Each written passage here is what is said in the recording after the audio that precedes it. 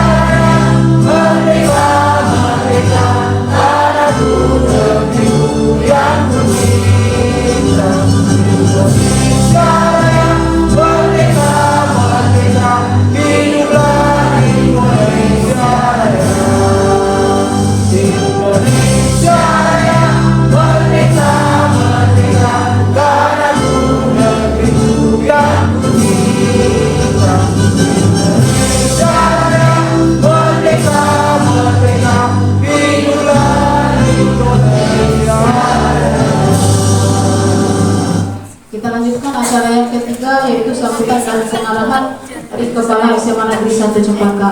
Untuk Ibu Mediana SPDMPD kami persilakan.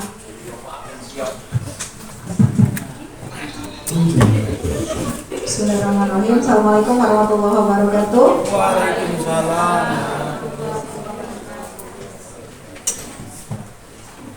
Yang saya hormati Wakil Kepala SMA Negeri 1 Cempaka, yang saya hormati Bapak Ibu Dewan Guru yang telah memenuhi undangan kita di acara kedua diseminasi CGP, yang insya Allah nanti akan mendapatkan ilmu, akan mendapatkan pencerahan bagaimana tentang budaya positif yang ada di sekolah, serta yang kami banggakan 3 orang CGP angkatan 9 yang insya Allah nanti akan disusul oleh CGP angkatan 10 dan 11. Amin. Hingga kita nanti menjadi sekolah yang bergerak dengan banyaknya guru penggerak yang ada di dalamnya. Alhamdulillahirrahmanirrahim. Puji dan syukur kita sampaikan kepada Allah Subhanahu wa Ta'ala. Nikmat yang kita nikmati, berkah yang kita rasakan, itu patut kita syukuri. Salawat serta salam kita sampaikan kepada junjungan kita Nabi Muhammad SAW, kepada keluarga, kerabat, dan semoga kita menjadi pengikut yang mendapatkan syafaat di yaumil hisab nantinya. Ini acara kedua Bapak Ibu sebenarnya agak diburu-buru karena memang durasinya itu nanti dari CGP itu minimal 60 menit ya, 1 jam lebih kurang. Jadi seperti yang sudah saya sampaikan tadi, pembagian kelompok, kenapa kita selesaikan semua dalam 1 hari, kepalangan kita memulangkan siswa-siswi kita.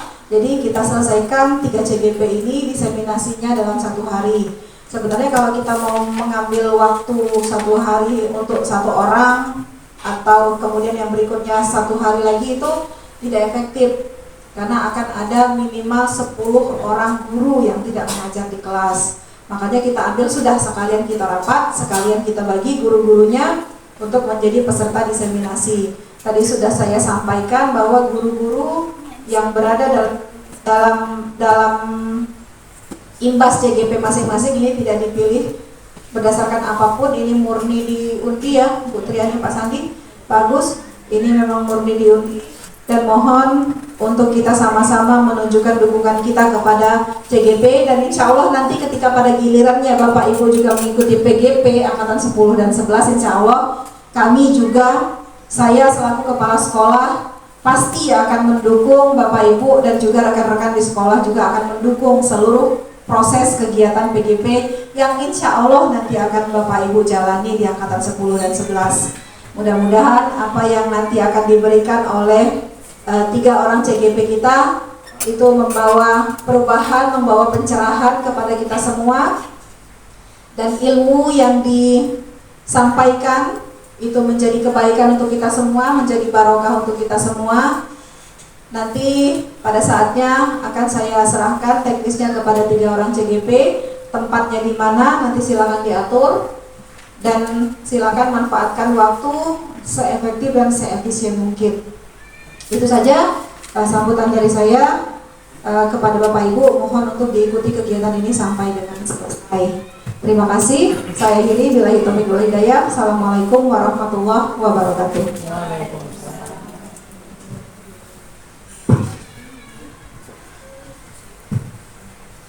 Ya, terima kasih untuk Mediana atas dukungan dan motivasinya untuk kami. Mudah-mudahan kami bisa menyelesaikan pendidikan kami dengan baik dan diikuti oleh rekan-rekan yang lain. Amin ya rabbal alamin. Ya, untuk selanjutnya saya akan membacakan kelompok. Jadi di sini kami undi, tidak kami pilih-pilih. Jadi kami nanti akan membagi 3 tempat untuk acara intinya, 3 tempat. Yang pertama dengan Pak Agus, itu kelompok Pak Agus. Yang pertama Ibu Samsiah, kedua Ibu Ayu, Ibu Susiana, Pak Sarmini, Ibu Reda Pujianti, Ibu Anjasmara, Ibu Meganiati, Pak Darwin, Ibu Leniati, Ibu Kurniawati Junior, Ibu Rosdiana, Ibu Betty Anggraini, dan Pak Umar Dhani. Assalamualaikum warahmatullahi wabarakatuh. Mari kita akhiri acara kita pada hari ini. Kita sama-sama mengadakan kedua belah tangan kita untuk berdoa kehadirat Allah Subhanahu wa Ta'ala. Semoga apa yang kita laksanakan akan memberikan berkah dan manfaat bagi kita semua. Doa kita mulai. A'udzubillahi minasyaitonirrajim. Bismillahirrahmanirrahim. Alhamdulillahirabbil alamin, wassalatu wassalamu ala sayyidina Muhammad wa ala alihi wa sahbihi ajma'in. Hamdan yuwafi ni'amahu wa yukafi majidah. Ya Rabbana lakal hamdu kama yanbaghi li jalali wajhika wa 'azimi sultanik. Allahumma sholli ala sayyidina Muhammad wa ala ali sayyidina Muhammad. Ya Allah yang Maha Pengasih dan Maha Penyayang, semoga dalam kesempatan ini kami menyampaikan puji serta syukur kami kehadirat-Mu atas segala rahmat karunia yang telah diberikan kepada kami, ya Allah. Demikian juga sebaliknya, ya Allah, kami mohon ampun atas segala dosa dan kesalahan, baik yang disengaja maupun yang tidak disengaja, besar kecil. Juga ampunilah dosa kedua orang tua kami, baik yang masih hidup maupun yang sudah tiada, serta dosa kaum muslimin dan muslimat. Ya Allah yang Maha Kuasa, berikanlah kami kekuatan dalam rangka kami melaksanakan kegiatan pembelajaran, pelatihan dalam rangka diseminasi budaya positif CGP Angkatan 9 SMA Negeri 1 Cempaka Kabupaten Oku Timur. Berikanlah kekuatan kepada saudara-saudara kami yang mengikuti kegiatan ini. Berikanlah mereka petunjuk ke jalan yang lurus. Berikanlah kemudahan kepada mereka, semoga dapat melaksanakan rencana kegiatan ini, ya Allah. Dan semoga, ya Allah, dapat bermanfaat bagi mereka dan bagi kami semua demi kemajuan pembelajaran kegiatan pendidikan di SMA Negeri 1 Cempaka ini, ya Allah. Demikian juga, ya Allah, mohon berkahilah segala apa-apa yang kami laksanakan pada hari ini. Semoga bermanfaat bagi kami semua demi kemajuan SMA ini dan kegiatan-aktivitas belajar kami ke depan untuk menyongsong pendidikan yang masa yang akan datang, ya Allah. Ya Allah, berikanlah kami kesehatan, berikanlah kami rezeki yang halal yang berberkah demi untuk masa depan kami, ya Allah, demi keluarga kami. Dan ya Allah, mohon berkahi dan rahmati kami semua. Semoga kami pada hari ini dan kembali ke rumah masing-masing dalam keadaan sehat walafiat dan selamat. Ya Allah,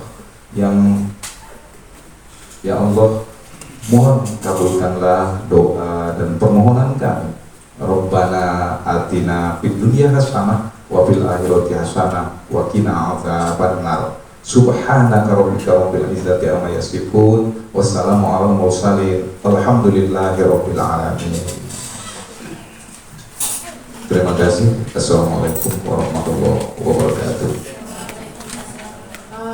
Mudah-mudahan acara kita hari ini akan diberkahi Allah Subhanahu wa taala dan membawa manfaat dan berkah untuk pendidikan kita di masa yang akan datang. Saya Eri, wassalamualaikum warahmatullahi wabarakatuh. Ya, baik. Assalamualaikum warahmatullahi wabarakatuh. Selamat pagi Bapak Ibu. Apa kabar semuanya? Alhamdulillah. Sudah siap Bapak Ibu kita mengikuti kegiatan kita hari ini? Siap ya?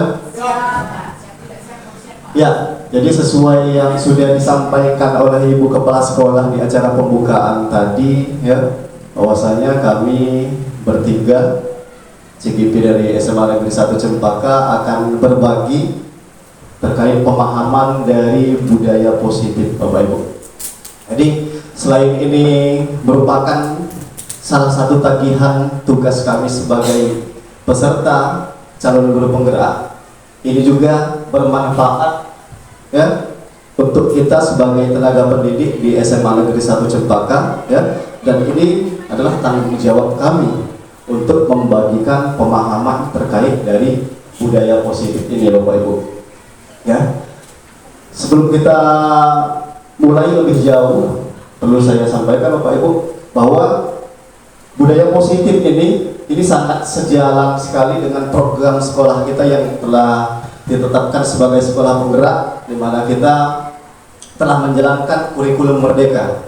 Nah, makanya ini sangat penting sekali harus kita sampaikan, dan mudah-mudahan kita bersama-sama dapat mengimplementasikannya dalam kegiatan belajar mengajar dan kehidupan kita sehari-hari. Ya. Adapun Bapak Ibu untuk kompetensi lulusan, ya, kita akan memahami pentingnya mengetahui kebutuhan belajar dan lingkungan untuk memfasilitasi seluruh individu di sekolah agar dapat meningkatkan kompetensi secara aman dan nyaman. Kemudian adapun capaian umumnya, itu yang pertama memahami konsep pendidikan menurut Ki Hajar Dewantara yang dihubungkan dengan konsep budaya dan lingkungan positif di sekolah yang berpihak pada murid. Kemudian melakukan evaluasi dan refleksi tentang praktik disiplin dalam pendidikan Indonesia secara umum untuk mendapatkan pemahaman baru mengenai konsep disiplin positif, menciptakan murid dengan profil belajar Pancasila, dan yang terakhir memahami peran sebagai guru, membangun budaya positif, menerapkan konsep disiplin positif dalam berinteraksi dengan peserta didik kita. Khususnya kalau pada capaian umumnya, ini capaian khusus yang akan tercapai nantinya tentunya mendemonstrasikan pemahaman mengenai konsep budaya positif yang di dalamnya terdapat beberapa perubahan paradigma stimulus respon dan teori kontrol, kemudian 3 teori motivasi perilaku manusia, kemudian motivasi internal dan eksternal, keyakinan kelas, hukuman dan penghargaan, 5 kebutuhan dasar manusia, serta 5 posisi kontrol guru dan restitusi. Kemudian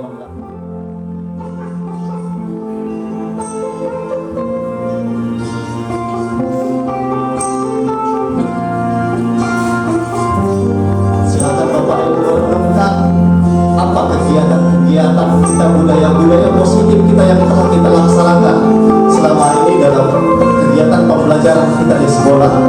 Apakah sudah baik?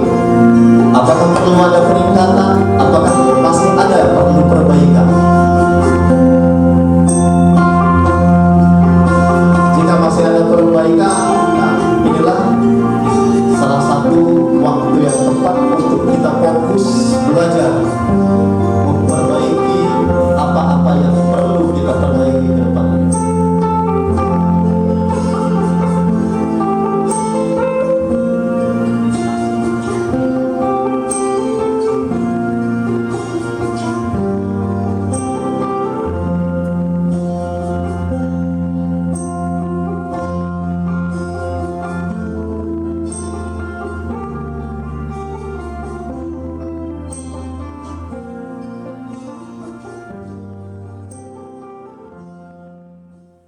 Ya, selesai.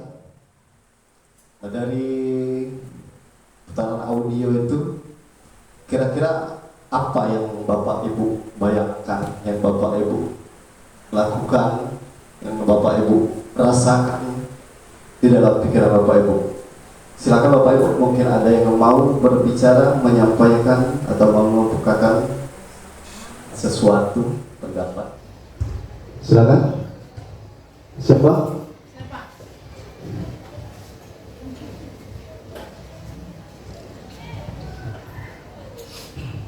Ya, baiklah, terima kasih. Saya merenung tadi yang ada di pikiran saya, apa hal-hal yang saya lakukan selama ini, budaya-budaya yang saya lakukan di sekolah ini, baik dengan rekan-rekan guru sejawat, dengan kepala sekolah, dan juga dengan murid-murid. Nah, yang saya pikirkan apakah itu sudah positif atau tidak, makanya saya mau mengikuti acara ini supaya apakah sudah benar yang saya lakukan selama ini. Itu yang dari pikiran saya, Pak. Ya, berarti Ibu Triani melakukan refleksi ya, sambil mendengarkan audio itu. Satu lagi mungkin Bapak Ibu.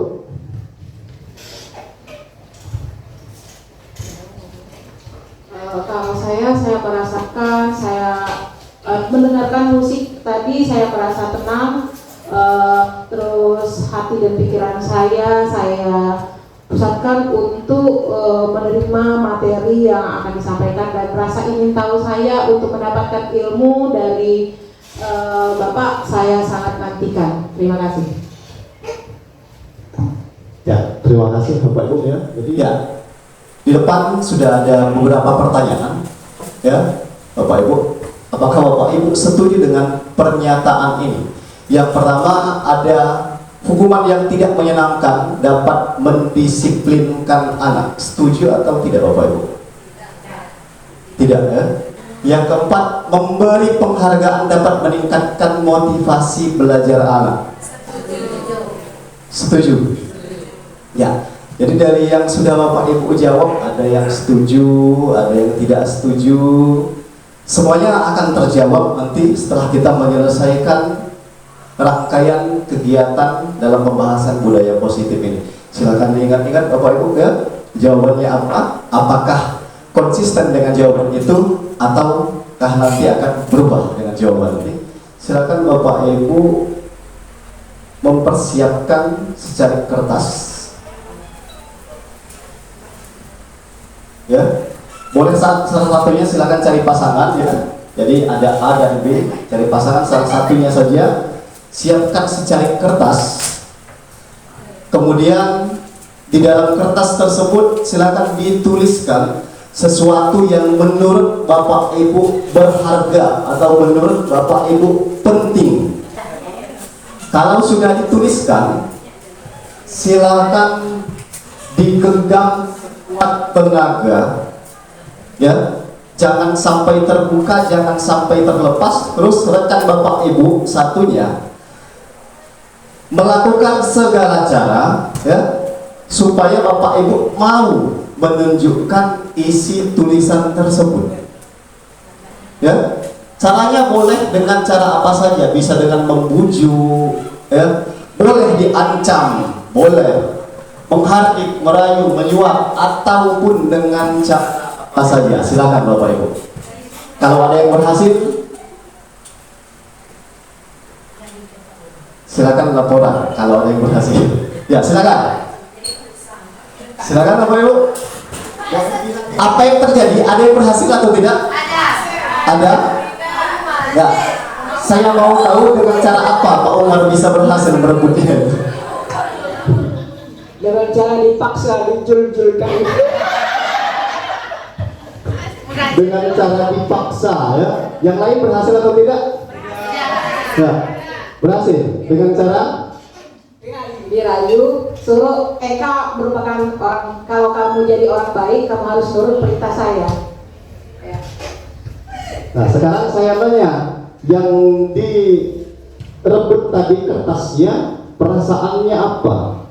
Karena sesuatu yang penting, sesuatu mungkin yang dirahasiakan gitu. Karena saya dipaksa, jadi saya ngalah supaya tidak melebar permasalahannya. Satu lagi, Ibu Eka yang berhasil direbut tadi. Karena tadi cluenya kalau orang baik, jadi pikiran saya orang baik, jadi orang baik itu harus nurut apa yang seperti itu Pak, jadi saya orang baik Pak. Yang tidak berhasil, coba yang tidak berhasil, kira-kira ini apa namanya, alasannya dipertahankan itu apa Pak Dewi? Alasan saya mengapa ini saya pertahankan karena saya tulis ini sangat berharga bagi saya. Apabila saya kasih tahu, saya kasihkan ke rekan saya, maka sesuatu yang berharga dengan saya ini akan terancam.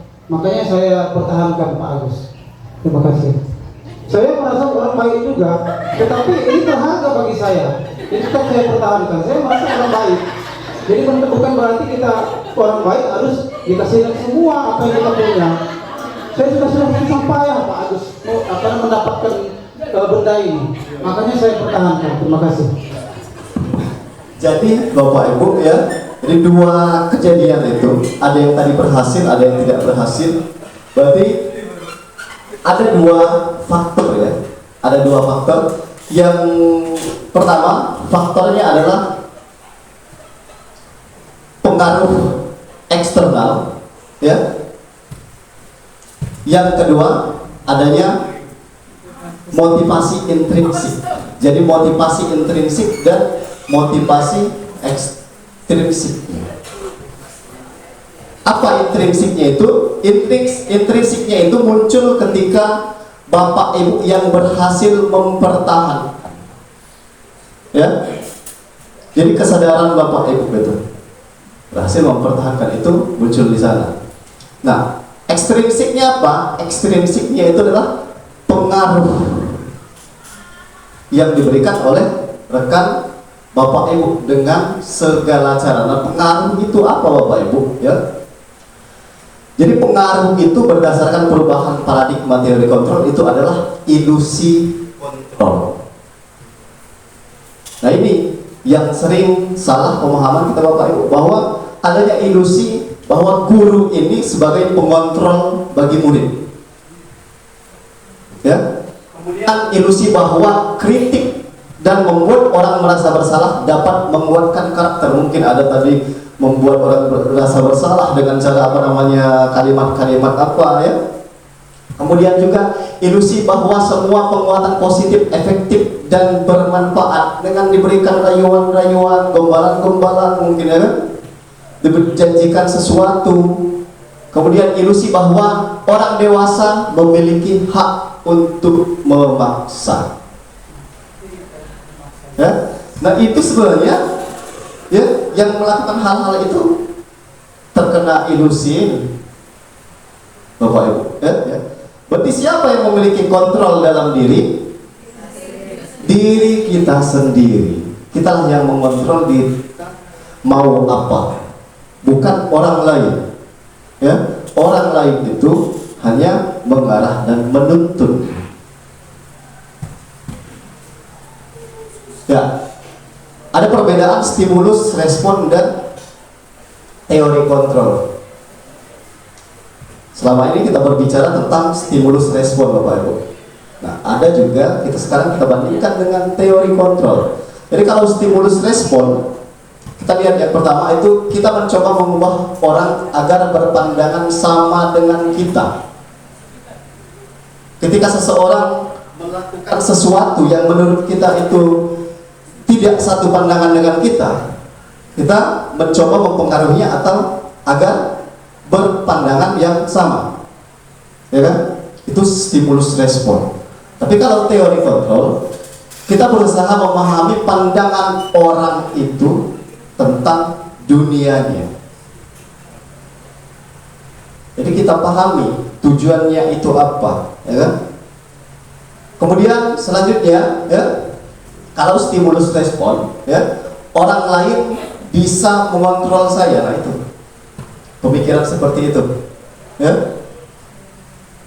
Tapi kalau teori kontrol, hanya kita yang bisa mengontrol diri. Selanjutnya, model berpikir menang atau kalah. Jadi maksud model berpikir menang atau kalah itu dalam penyelesaian sesuatu, ada yang salah, ada yang benar, ada yang disalahkan, ada yang dibenarkan. Tapi di teori kontrol, model berpikirnya menang dan menang. Berdasarkan pandangan A dan pandangan B, itu dianggap memiliki sudut pandang yang berbeda dengan tujuan yang sama. Itu maksud dari berpikir menang-menang. Jadi diambil titik tujuan positifnya. Ya, saya minta satu orang yang bersedia membacakan apa itu makna disiplin. Silakan Bapak Ibu. Apa makna disiplin? Yang pertama berasal dari bahasa Latin, yaitu disiplina, artinya belajar. Yang kedua, makna asal dari kata ini berkonotasi dengan disiplin diri dari murid-murid Socrates dan Plato. Yang ketiga, disiplin diri membuat orang menggali potensinya menuju sebuah tujuan apa yang dia hargai. Dan selanjutnya, namun dalam budaya kita, makna kata disiplin telah berubah menjadi sesuatu yang dilakukan seseorang pada orang lain untuk mendapatkan kepatuhan. Kecenderungan umum adalah menghubungkan kata disiplin dengan ketidaknyamanan, bukan dengan apa yang kita hargai atau pencapaian suatu tujuan mulia.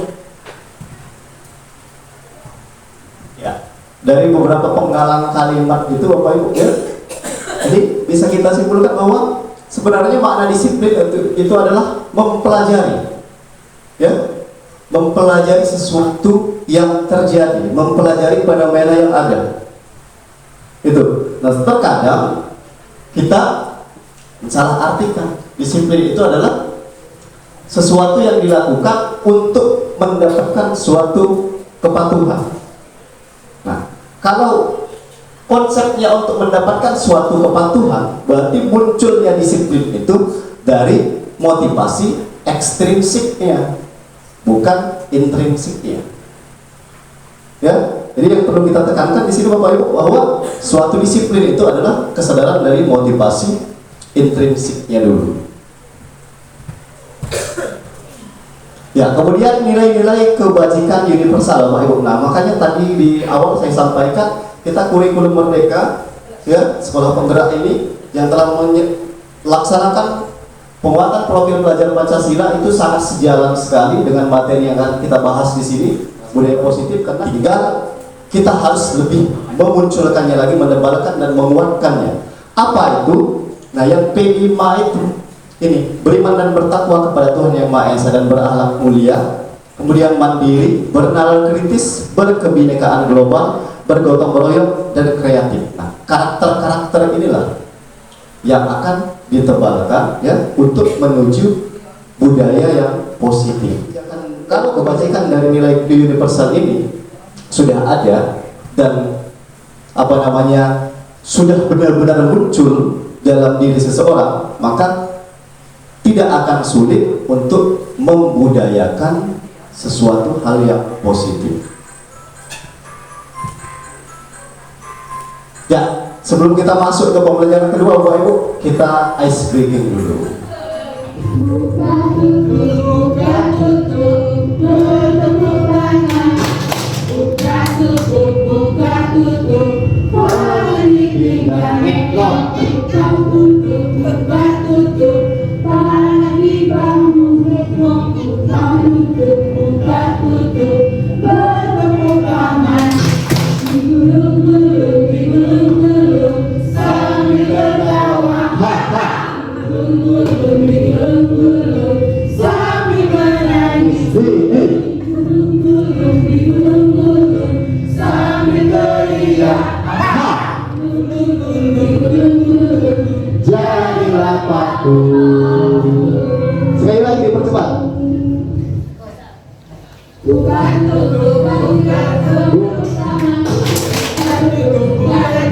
Tadi pinggang ngekok.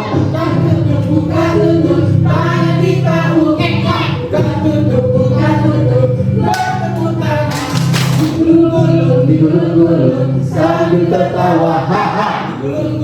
Digulung-gulung sambil menangis, hihi. Digulung-gulung sambil teriak, ha. Digulung-gulung jadilah patung. Ya, baik, tepuk tangan untuk teman-teman dulu. Silakan dulu kembali. Ya, tadi sudah ini ya, sudah mulai mencair ya. Ya. Ya, kita lanjutkan ke pembelajaran kedua, Bapak Ibu. Di pembelajaran kedua ini yang akan kita bahas itu ada teori motivasi, hukum dan penghargaan, dan restitusi. Nah, tadi sudah kita singgung-singgung sedikit masalah ada motivasi intrinsik dan ekstrinsik. Nah, di sini akan diulas lebih mendalam lagi, Bapak Ibu. Ya. Yang pertama, teori motivasi perilaku manusia, Bapak Ibu. Nah, jadi terkait dari motivasi yang sering muncul itu ada dua macam motivasi, Bapak Ibu ya. Ya. Motivasi yang menjadi faktor kita melakukan sesuatu hal. Itu berasal dari motivasi eksternal dan motivasi internal. Nah, kita lihat di kalimat yang pertama ini, Bapak Ibu. Untuk menghindari ketidaknyamanan atau hukuman, apa yang akan terjadi apabila saya tidak melakukannya? Jadi ada pemikiran dengan pertanyaan seperti ini, apa yang akan terjadi apabila saya tidak melakukannya? Ya kan? Jadi ada sebuah ketidaknyamanan, kekhawatiran. Nah, itu dikarenakan sesuatu yang terikat oleh aturan. Nah, itu muncul berdasarkan motivasi eksternal sebutannya, Bapak Ibu. Karena ada pengaruh dari luar. Kemudian yang kedua, untuk mendapatkan imbalan atau orang lain atau institusi. Apa yang akan saya dapatkan apabila saya melakukannya? Termasuklah itu apresiasi, penghargaan, ya. Kalau Anda melakukan hal yang seperti ini, maka Anda akan saya berikan sesuatu. Dijanjikan seperti itu, Bapak Ibu. Nah, ini menyangkut tentang pertanyaan pemantik di awal tadi juga, Bapak Ibu ya. Mungkin sudah mulai sedikit terjawab. Yang sebenarnya harus seperti apa? Nah, kalau kita ada berpikiran apa yang akan dilakukan itu apabila saya melakukannya, apa yang akan kita dapatkan, ya? Jadi kita berpikiran imbalannya apa ketika kita melakukan sesuatu hal. Kalau ada pemikiran seperti itu, berarti itu muncul dari motivasi eksternal, dari pengaruh luar pikiran kita. Atas, kita lihat yang ketiga, untuk menghargai diri sendiri. Ada sebuah pemikiran, saya akan menjadi orang yang seperti apa bila saya melakukannya. Ya, contoh, ketika Bapak Ibu hadir di ruangan ini, dalam pikiran Bapak Ibu terpikir, saya akan menjadi orang yang seperti apa setelah saya mengikuti kegiatan ini. Manfaatnya untuk saya apa? Ya, nah itu berarti pemikiran positif, ya, untuk membangun dirinya sendiri. Tidak dijanjikan oleh suatu apresiasi atau tidak ditekan oleh suatu yang membuat tidak nyaman. Nah, itu disebut motivasi internal karena tujuannya itu disiplin positif.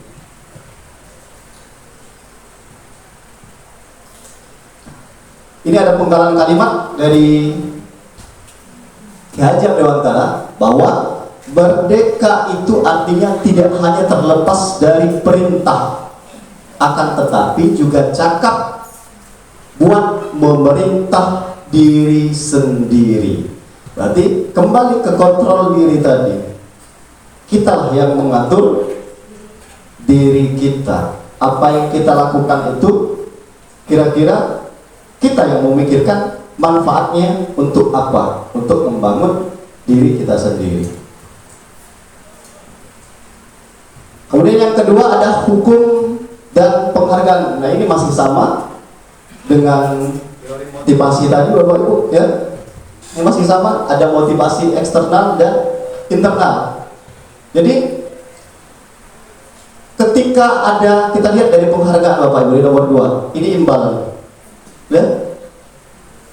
Jadi kita menjanjikan seseorang agar tidak mengulangi kesalahannya, itu sesuatu yang tidak dibenarkan, karena itu akan memicu motivasi eksternalnya, bukan motivasi internalnya.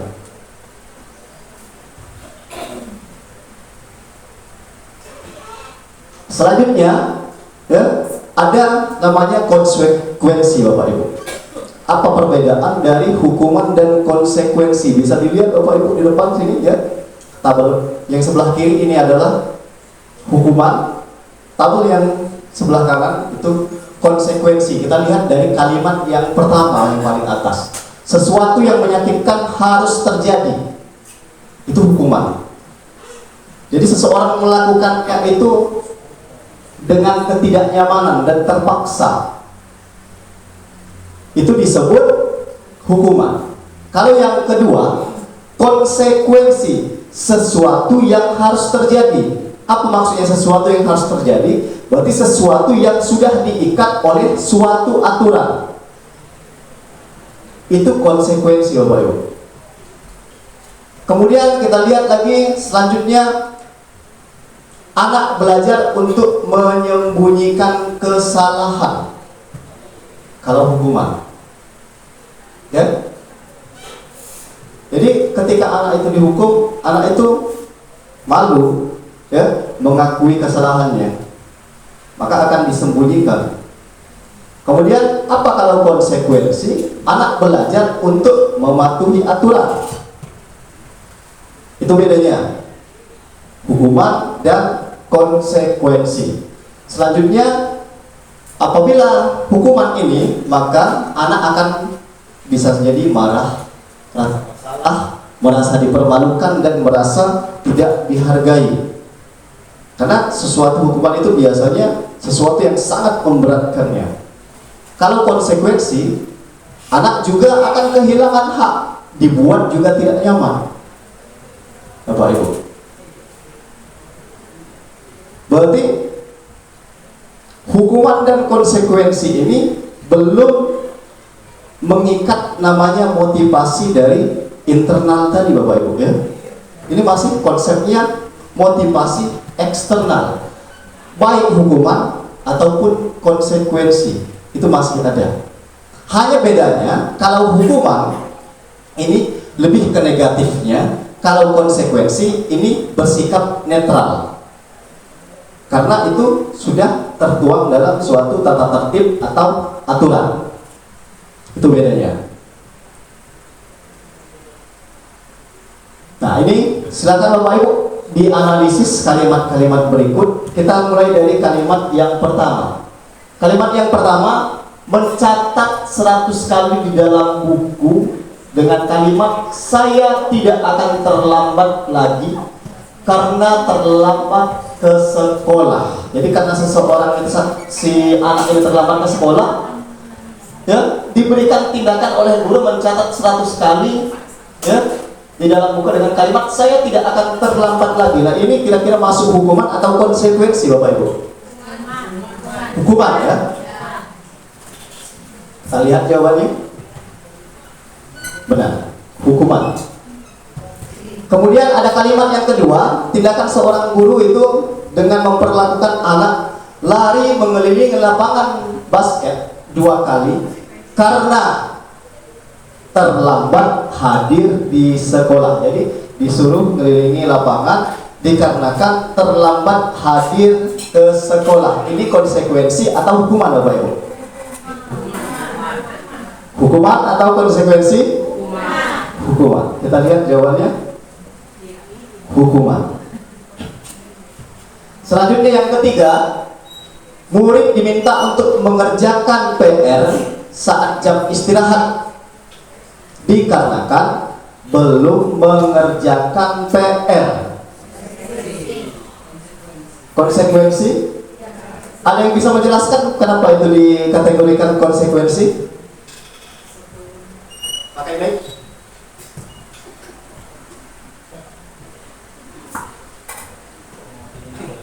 Murid diminta untuk mengerjakan PR saat jam istirahat karena belum mengerjakan PR.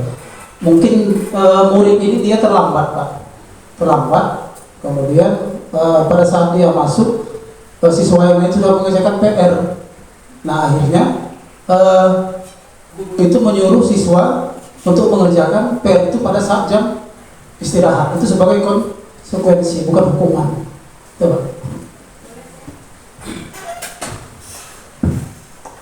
Kalau menurut saya, kenapa di situ siswa disuruh mengerjakan PR ketika jam istirahat?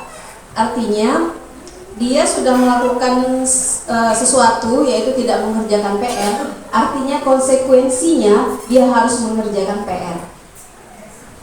Ya, pada saat jam istirahat. Artinya ketika dia punya sesuatu kewajiban itu tidak dilaksanakan, maka timbulnya ada konsekuensi yang harus dia kerjakan karena itu berhubungan dengan kewajibannya sendiri. Terima kasih, Pak. Ya, kita lihat jawabannya. Konsekuensi. Ya, jadi di situ anak diberikan tindakan mengerjakan sesuatu yang memang harusnya dia kerjakan. Ya. Bedanya kalau di atas itu tindakan yang diberikan guru itu di luar dari kesalahan yang dia perbuat. Selanjutnya, membersihkan tumpahan air di meja karena tersenggol pada saat belajar. Konsekuensi. Murid disuruh untuk tidak mengenakan sepatu seharian di sekolah karena tidak mengenakan sepatu hitam. Hukuman? Ya. Selanjutnya, lari mengelilingi lapangan basket 2 kali karena terlambat 10 menit pada kegiatan pelajaran PJOK. Apa bedanya Bapak Ibu nomor 2 ini dengan yang terakhir? Kalau nomor 2 itu kan lari mengelilingi lapangan basket 2 kali karena terlambat hadir, karena dia memang terjadi suatu kesalahan pada saat bukan jam pelajaran. Nah, yang terus terakhir itu lari mengelilingi lapangan basket 2 kali karena terlambat 10 menit untuk pelajaran PJOK. Nah, pada saat itu dia pada saat itu lagi belajar PJOK. Jadi konsekuensinya dia harus itu mengelilingi lapangan basket 2 kali. Begitu. Terima kasih. Ya, berarti tindakannya, perbedaannya ya, itu berhubungan dengan apa yang seharusnya dilakukan. Kalau yang nomor 2 itu nomor 2 itu tadi dia dikarenakan terlambat kok tiba-tiba jadi keliling lapangan. Tapi kalau yang terakhir dia diberikan tindakan untuk keliling lapangan dikarenakan dia terlambat 10 menit karena dalam kegiatan PJOK itu dimulai dengan kegiatan pemanasan. Begitu ya. Nah, ini Bapak Ibu ya, terkait dari identitas yang akan muncul ketika adanya hukuman dan konsekuensi. Nah, nanti kita akan lanjutkan ada restitusi ya. Itu ada perbedaannya. Itu tadi sudah saya singgung di awal bahwa hukuman itu memunculkan identitas gagal yang bersifat negatif. Nah, kalau konsekuensi dia memang memunculkan identitas sukses. Ya, untuk melatih disiplin, tetapi itu masih bersikap netral. Itu bedanya. Nah, ada nanti yang harus sebenarnya kita terapkan itu adalah restitusi, Bapak Ibu. Inilah identitas sukses yang memunculkan disiplin yang benar-benar menghasilkan sesuatu yang positif. Bapak Ibu, kita lihat perbedaan dari konsekuensi dan restitusi sekarang. Ya. Jadi di yang pertama, apa ya sesuatu yang harus terjadi? Kalau konsekuensi, sesuatu yang benar-benar harus terjadi dikarenakan sebuah ikatan, tata tertib dan peraturan. ya, kewajiban.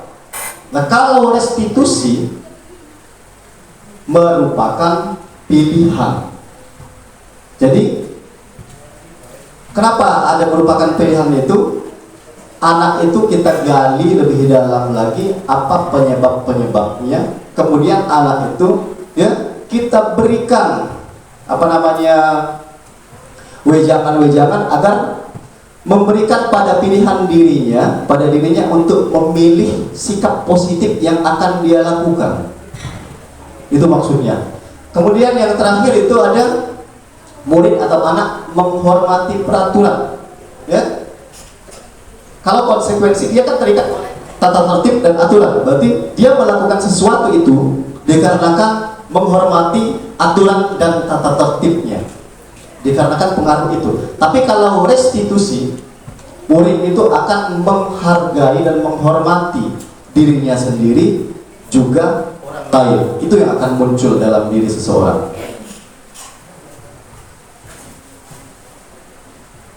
Selanjutnya kita lanjutkan di hukum penghargaan. Ada kalimat di hukum penghargaan, Bapak Ibu. Selama ini kita berpikir penghargaan itu selalu memunculkan hal yang positif, tapi ternyata ada sesuatu negatifnya, Bapak Ibu, dihukum oleh penghargaan itu ya. Saat kita berulang kali menjanjikan hadiah kepada anak agar bertanggung jawab, atau kepada seorang murid agar mempelajari sesuatu yang baru, atau kepada seseorang agar melakukan pekerjaan yang berkualitas, kita sedang berasumsi mereka tidak dapat melakukannya. Karena kita beranggapan anak itu tidak mampu, makanya kita janjikan itu. Ya? Nah itu sebenarnya sudah menunjukkan sebuah hukuman, Bapak Ibu.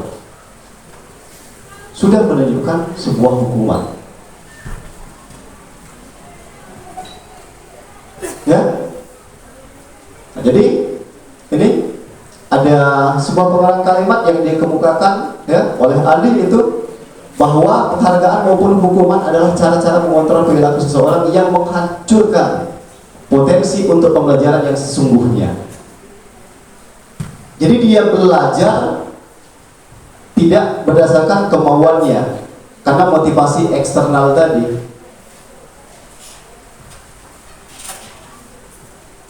Nah, dampaknya apa? Dihukum oleh penghargaan ya, itu bisa berpengaruh jangka pendek atau bisa jangka panjang. Ya, kemudian penghargaan sifat menghukum, mengurangi ketepatan, ya, tidak efektif, merusak hubungan, menurunkan kualitas, mematikan kreativitas dan mengurangi motivasi dari diri. Itu dampak yang akan muncul apabila kita selalu menjanjikan penghargaan dan apresiasi. Itu yang akan muncul, Bapak Ibu.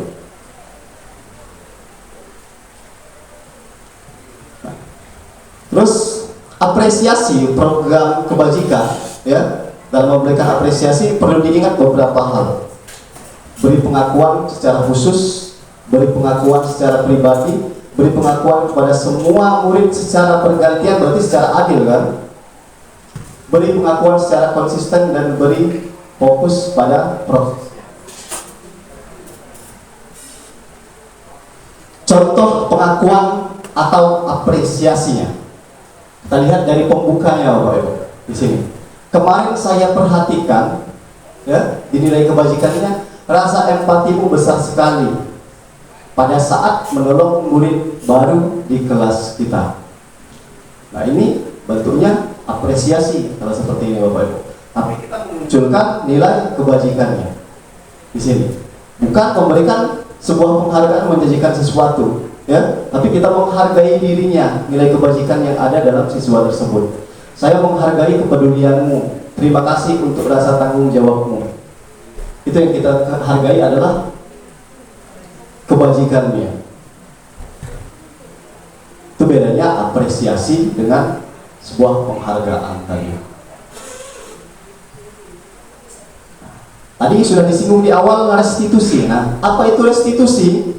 Restitusi itu adalah proses menciptakan kondisi bagi murid untuk memperbaiki kesalahan mereka, sehingga mereka bisa kembali pada kelompok mereka dengan karakter yang kuat. restitusi juga merupakan proses kolaboratif yang mengajarkan murid untuk mencari solusi untuk masalah mereka. Jadi sebuah diskusi untuk pemecahan masalahnya sendiri. Jadi kita sebagai gurunya itu mengajak berdiskusi, ya, menggali kira-kira, ya, apa yang seharusnya dia lakukan. Bukan kita memberikan arahan, memberikan tekanan sesuatu bahwa anak itu harus seperti ini, harus seperti ini. Tidak. Jadi semuanya harus muncul dari pemikirannya sendiri. Kita hanya memberikan sebuah pemantik saja. Ciri-cirinya apa kalau restitusi itu diterapkan? Ya, ciri-cirinya yang pertama bukan untuk menebus kesalahan, namun belajar dari kesalahannya. Jadi kita bukan mau menyalahkan dalam kejadian tersebut, tapi kita mempelajari kesalahan tersebut. Kemudian memperbaiki hubungan. Nah, terkadang, ya, ketika pemecahan masalah dilakukan, hubungan itu, ya, tidak dapat diperbaiki. Kemudian tawaran, bukan paksaan. Diberikan sebuah tawaran, bukan paksaan, bukan sebuah aturan dan ikatan. Restitusi juga menuntut untuk melihat ke dalam diri, apa yang positif di dalam dirinya. Kemudian restitusi mencari kebutuhan dasar yang mendasari tindakannya, alasannya apa. Dilanjutkan, restitusi juga adalah cara yang paling baik. Fokus pada karakternya, bukan tindakan yang dilakukan. Fokus pada solusinya, bukan masalah yang terjadi, ya. Kemudian restitusi juga akan mengembalikan murid, ya, yang berbuat salah pada kelompoknya, bukan diasingkan dari kelompoknya. Itu ciri-ciri restitusi yang kita lakukan.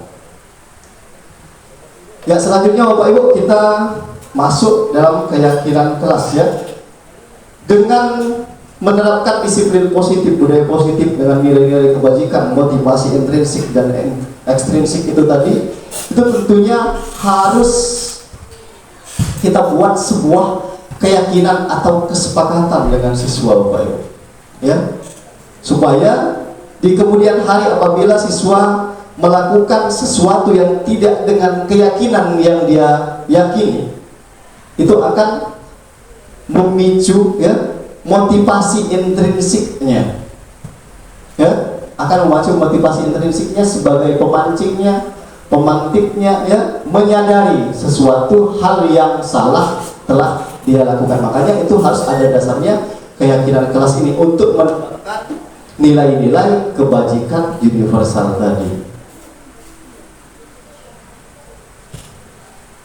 Nah, ini ada beberapa pertanyaan-pertanyaan Bapak Ibu, ya. Kira-kira mengapa ada peraturan kita harus menggunakan helm saat berkendara roda 2? Karena keselamatan, ya. Yang kedua, mengapa kita harus mematuhi aturan, ya, menggunakan masker dan menjaga jarak ketika pada saat mewabahnya COVID kemarin? Karena kesehatan kita, kan? Kemudian mengapa kita harus datang tepat waktu pada mengikuti suatu kegiatan? Karena disiplin. Dan yang keempat, mengapa kita memiliki aturan untuk membuang sampah pada tempatnya? Nah, alasan-alasan itulah yang harusnya muncul, Bapak Ibu, dalam diri seseorang ketika dia melakukan sesuatu. Jangan sampai ketika ada pikiran kita memakai helm itu ketika mengendarai kendaraan roda 2 itu karena takut ditilang, ya kan? Kenapa? Kalau ada pemikiran seperti itu, berarti itu ada motivasi eksternalnya, karena terikat oleh aturan itu tadi, bukan menyadari, ya, bukan menyadari maksud dari nilainya.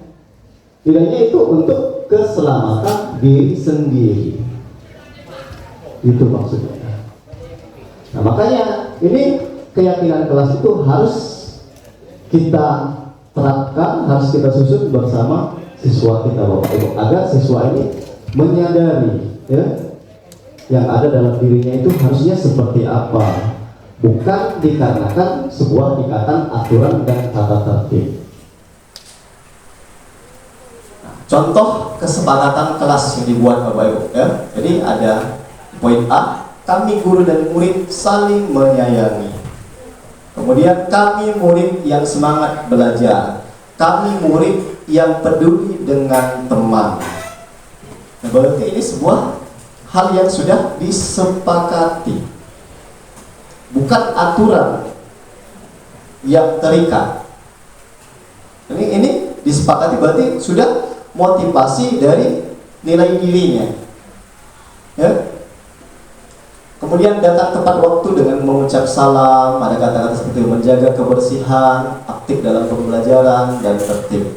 Itu kesepakatannya. Dan ini nantinya ya lebih dikerucutkan lagi menjadi nilai-nilai kebajikan dan menjadi kalimat-kalimat yang lebih positif. Nah, ini contoh Bapak Ibu yang beberapa waktu lalu saya bagikan ya, untuk membuat sebuah keyakinan kelas itu bisa dengan format yang seperti ini ya.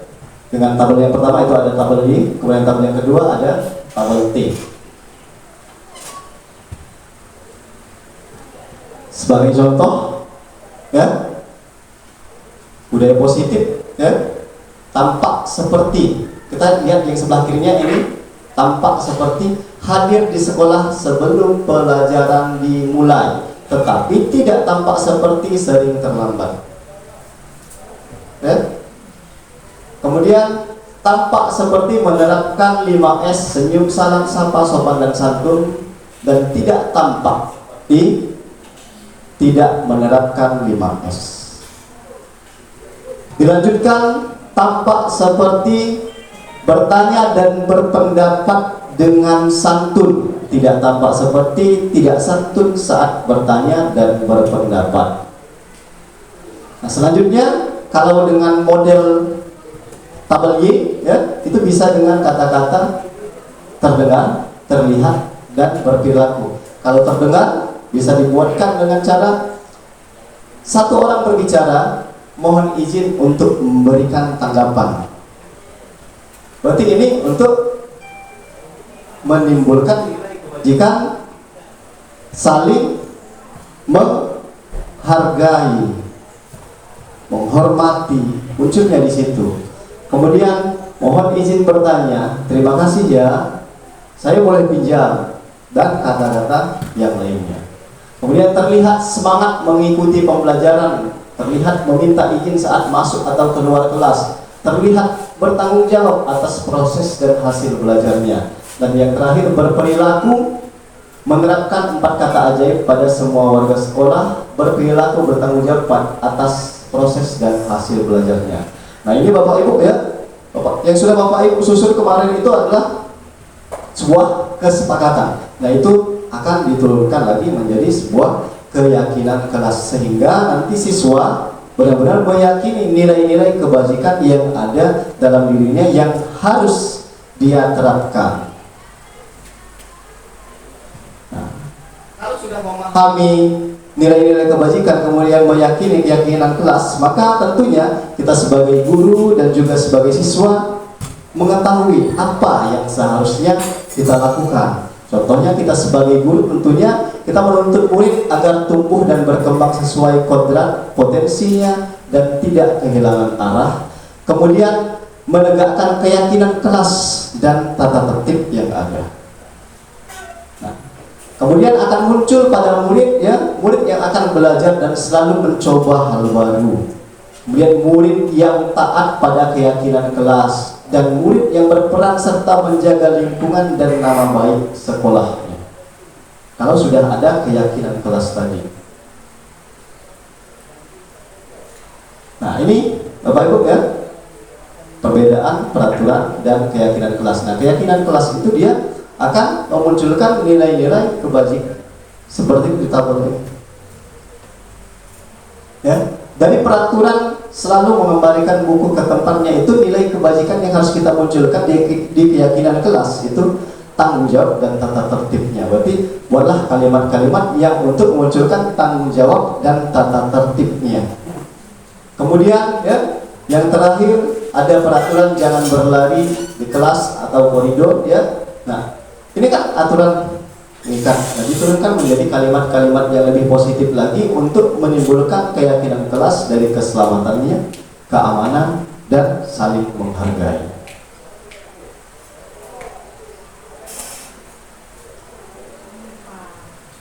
Ice breaking dulu.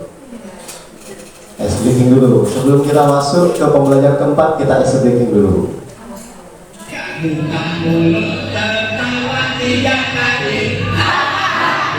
Mulut tertawa 2 kali, buka mulut tertawa 1 kali, buka mulut tertawa tanpa suara. 1, 2, 3. Buka mulut tertawa 3 kali, buka mulut tertawa 2 kali, buka mulut tertawa 1 kali, buka mulut tertawa tanpa suara. Mulut tertawa 3 kali, buka mulut tertawa 2 kali, buka mulut tertawa 1 kali, buka mulut tertawa tanpa suara. 1, 2, 3. Buka mulut tertawa 3 kali, buka mulut tertawa 2 kali, buka mulut tertawa 1 kali, buka mulut tertawa tanpa suara. Tepuk tangan dulu Bapak Ibu. Baik, Bapak Ibu, kita lanjutkan ke pembelajaran keempat ya. Jadi Bapak Ibu, di pembelajaran yang keempat ini ada kebutuhan dasar manusia dan dunia berkualitas. Jadi Bapak Ibu, seorang manusia itu memiliki kebutuhan dasar. Jadi seseorang melakukan hal sesuatu itu terkadang ya dikarenakan ada kebutuhan dasar ini, dan manusia ya layaknya itu minimal terpenuhi kebutuhan dasarnya itu 2 kebutuhan dasar baru. Apabila kurang dari itu, maka dunianya ya bisa dikategorikan tidak masuk dunia yang berkualitas karena tidak terpenuhi. Nah, apa-apa saja kebutuhan dasarnya itu? Yang pertama, bertahan hidup. Ini real Bapak Ibu ya. Sebagai makhluk hidup, ini adalah kebutuhan dasar yang utama, bertahan hidup. Kemudian kasih sayang dan rasa diterima. Selanjutnya ada penguasaan, kesenangan, dan kebebasan. Nah inilah Bapak Ibu, terkadang kita menghadapi anak kita melakukan hal-hal sesuatu yang terkadang di luar nalar ya. Itu dikarenakan sebenarnya anak-anak kita untuk memenuhi kebutuhan dasarnya yang mungkin saja tidak dia dapatkan di tempat lain. Contoh, kasih sayang dan rasa diterima. Kita tidak tahu di luar dari sekolah ini apakah kebutuhan dasar kasih sayang dan diterima ini telah ada dalam dirinya, kebutuhan dasar itu. Selanjutnya ada penguasaan ya. Jadi terkadang siswa kita itu untuk menunjukkan dikdayanya, penguasaannya di kelas ya, ingin meminta perhatian terkadang. Nah itu dikarenakan mungkin kebutuhan dasar penguasaan ini yang dia butuhkan. Ada juga kesenangan ya, dan yang terakhir kebebasan. Nah terkait dari kesenangan dan kebebasan ini, mungkin terkadang sebagai guru Bapak Ibu ya, kita mungkin mengajar dengan cara yang monoton, sehingga kebutuhan dasar dari kesenangan dan kebebasan itu terkadang tidak terpenuhi oleh siswa.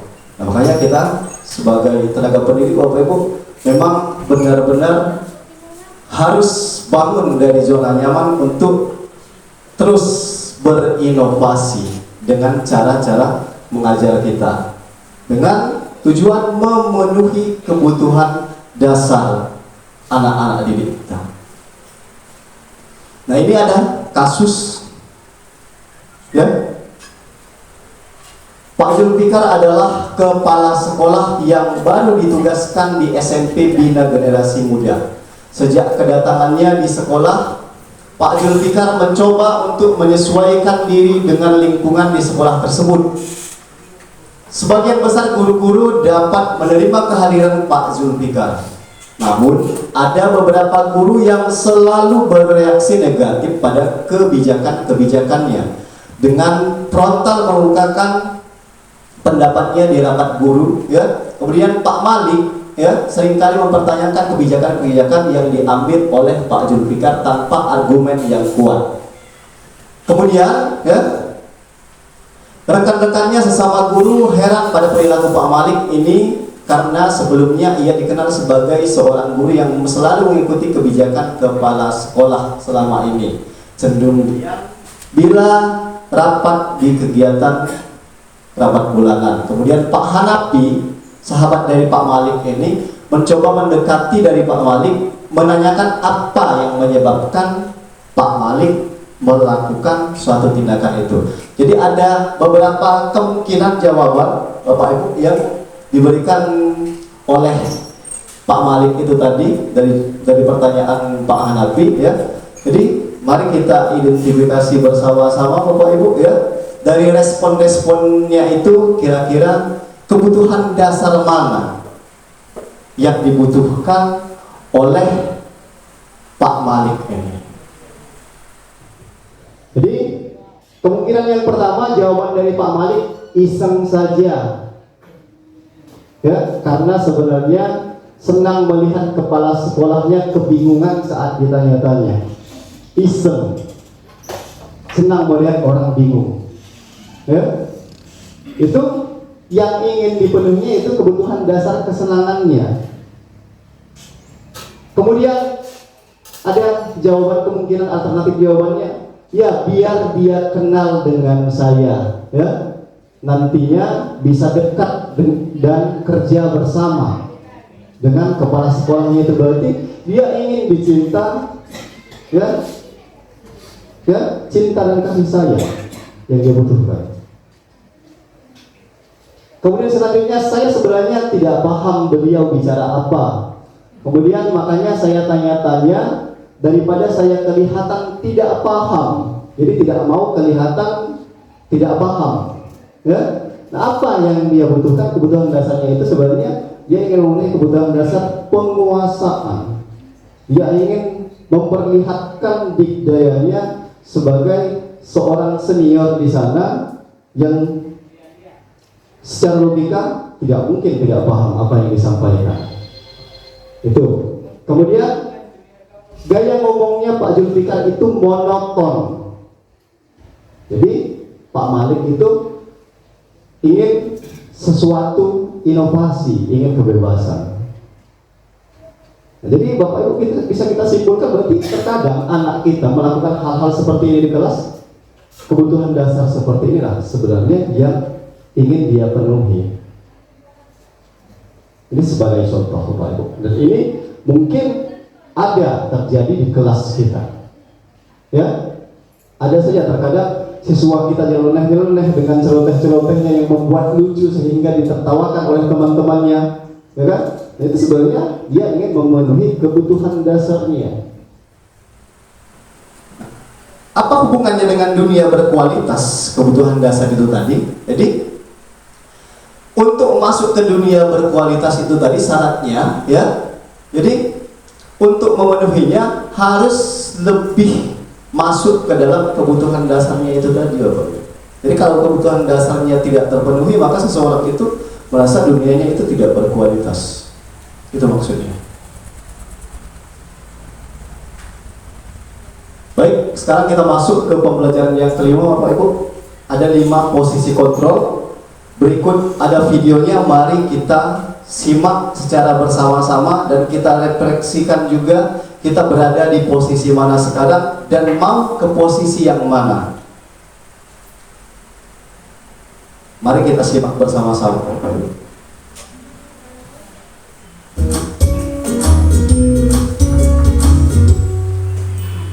Salam bahagia Ibu dan Bapak guru hebat. Dalam penerapan disiplin positif restitusi, salah satu program yang dikembangkan adalah 5 posisi kontrol. 5 posisi kontrol dalam restitusi adalah proses perjalanan seorang pendidik agar dapat mengenali dirinya. Pada video kali ini, kita akan membahas tentang 5 posisi kontrol yang dikembangkan oleh Diane Goshen dan contoh penerapannya.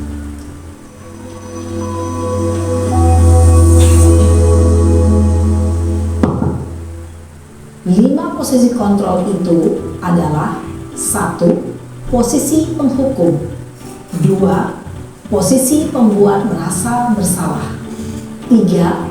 Posisi teman, 4. Posisi pemantau atau monitor, dan 5. Posisi manajer. Untuk lebih memahami kelima posisi tersebut, mari kita saksikan kasus Naren yang terlambat hadir 20 menit di sekolah dan melihat bagaimana kelima posisi kontrol dalam menghadapi masalah tersebut. Posisi kontrol penghukum.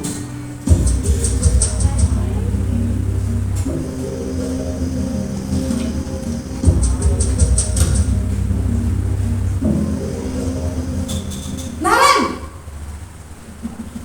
sini kamu. Selamat pagi, Bu. Selalu terlambat. Kamu deh, pasti terlambat. Maaf, Bu. Saya... Apa coba? Alasan kamu apa lagi? Kapan sih kamu tidak terlambat? Malas sekali ya kamu jadi anak. Saya...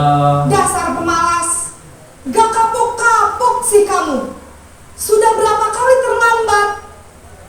Sana, kamu keliling lapangan basket 2 kali. Kenapa saya harus keliling lapangan basket, Bu? Kenapa? Kamu melawan ibu. Berani-beraninya jawab. Sudah terlambat, masih berani jawab pula. Sekarang, keliling lapangan basket 5 kali sekalian. Biar kapok. Cepat. Pergi sana ke lapangan basket.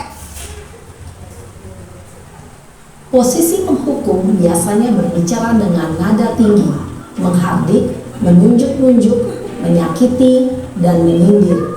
Hukuman bisa berupa fisik maupun psikis. Ibu dan Bapak guru hebat, dampak yang terjadi pada murid ketika guru berada pada posisi penghukum adalah murid cenderung akan memberontak, bahkan menyimpan dendam.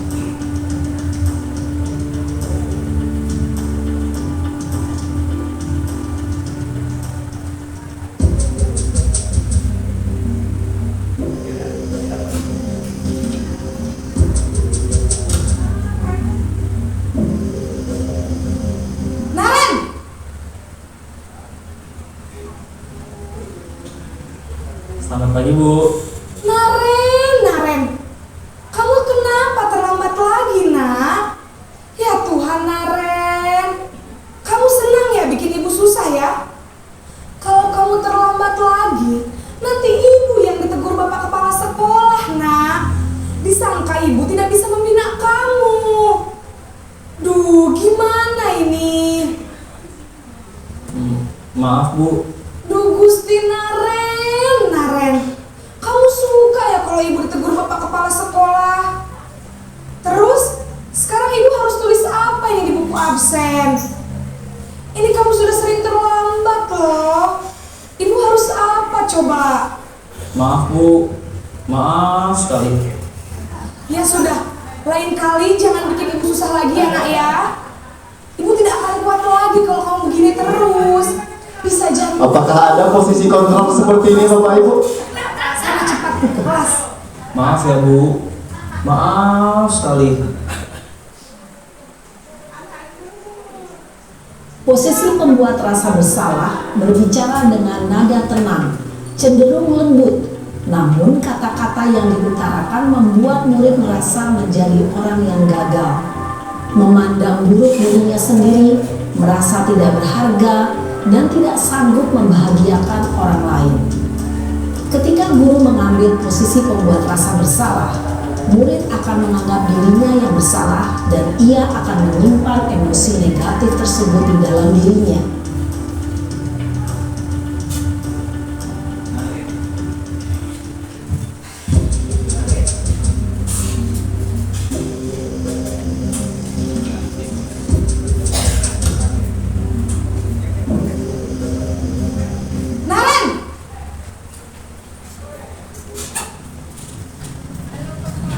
Selamat pagi, Bu. Wah, sudah jam berapa ini, Nak? Terlambat lagi ya, sayang? Iya, Bu. Habis ibu saya lupa membangunkan saya, Bu. Kamu malah menyalahkan ibu kamu. Kamu bukannya anak yang larinya paling kencang. Kok terlambat sih? Iya, Bu. Saya memang terlambat bangun tadi. Jadi, biarpun saya lari kencang, tetap gak kekejar, Bu. Ya sudah sana, nanti lain kali larinya lebih kenceng lagi ya, biar gak terlambat lagi. Bikin seneng ibu, demi ibu, bisa kan? Bisa lah, Bu. Ya sudah sana masuk kelas, ibu beresin urusan absen kamu.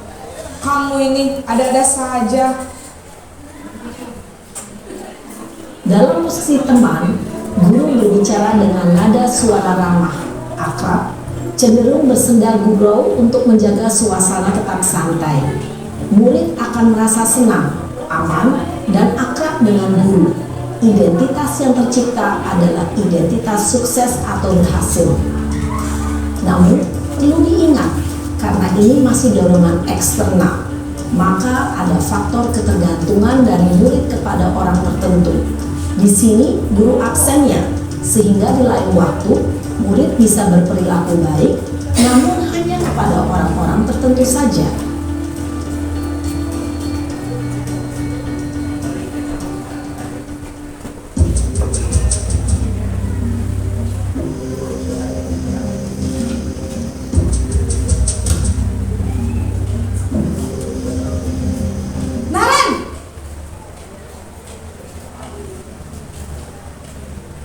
Selamat pagi, Bu. Naren, apa peraturan sekolah kita tentang jam berapa kita harus masuk sekolah, Nak? Kita harus di sekolah jam 7, Bu. Iya betul, sekarang sudah jam 7.20. Naren sudah tahu konsekuensinya jika terlambat hadir. Paham, Bu. Saya harus tinggal kelas pas jam istirahat selama 20 menit. Iya benar, konsekuensinya demikian. Jadi nanti jam 9.30 pas istirahat, kamu harus tinggal di kelas, kerjakan tugas tambahan untuk ketertinggalan kamu, ya? Baik, Bu. Posisi pemantau mengandalkan penghitungan atau data untuk mengontrol murid. Guru mengarahkan murid berdasarkan peraturan dan konsekuensi. Seorang pemantau menunjukkan bahasa tubuh dan ekspresi wajah yang datar dan cenderung formal.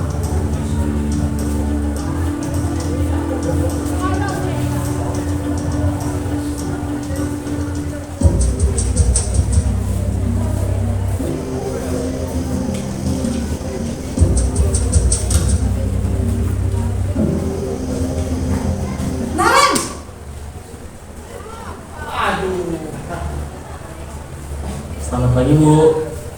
Selamat pagi, Naren. Maaf, Bu.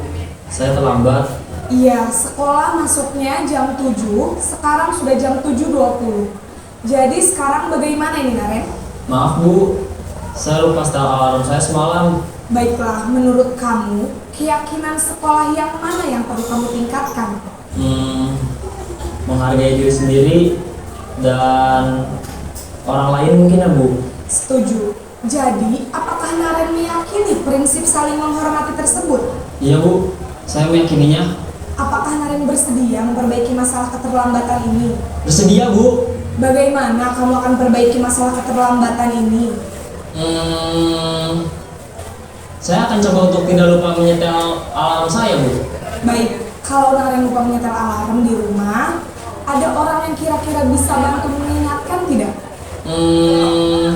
Ada, Bu. Kakak saya, Kak Emma. Ada lagi selain Kak Emma? Selain Kak Emma, ada ibu saya. Baik, jadi yang mengingatkan Naren adalah Kak Emma dan ibu kamu ya? Kira-kira akan mulai setel alarm kapan ya Naren? Setelah pulang sekolah, akan segera saya lakukan. Baik, jadi Naren akan setel alarm untuk bangun besok pagi dan akan diingatkan oleh kakak dan ibunda Naren ya. Ada lagi yang mungkin perlu dilakukan Naren agar tidak terlambat bangun lagi? Tidak ada, Bu. Baik Naren, terima kasih untuk kerjasama kamu. Sekarang kamu perlu kembali ke kelas untuk belajar. Baik, Bu, terima kasih.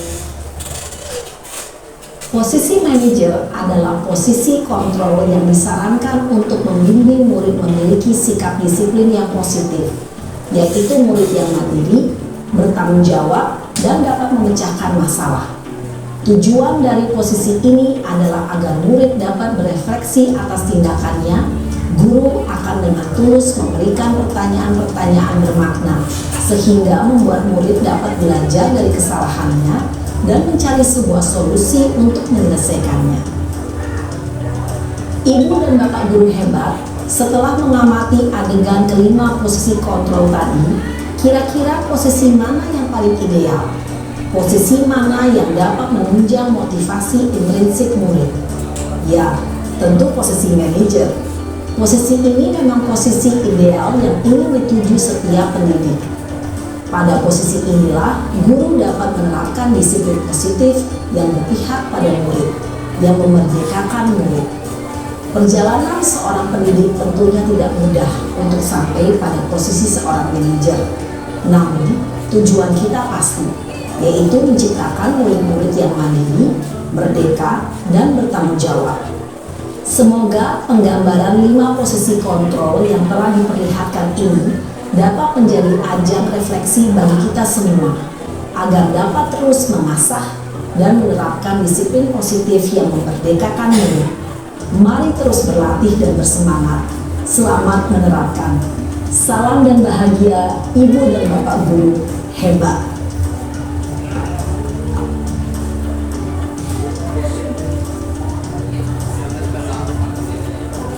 Ya, baik Bapak Ibu. Jadi dari video tadi ada 5 posisi kontrol, ya. Dari 5 posisi kontrol itu tadi Bapak Ibu ya akan memunculkan beberapa identitas. Yang pertama, identitas gagal itu berada di posisi kontrol penghukum dan membuat orang merasa bersalah. Bisa dilihat di sini Bapak, kita ambil salah satunya ya. Menghukum itu dengan menghardik, menunjuk-nunjuk, menyakiti dan menyindir.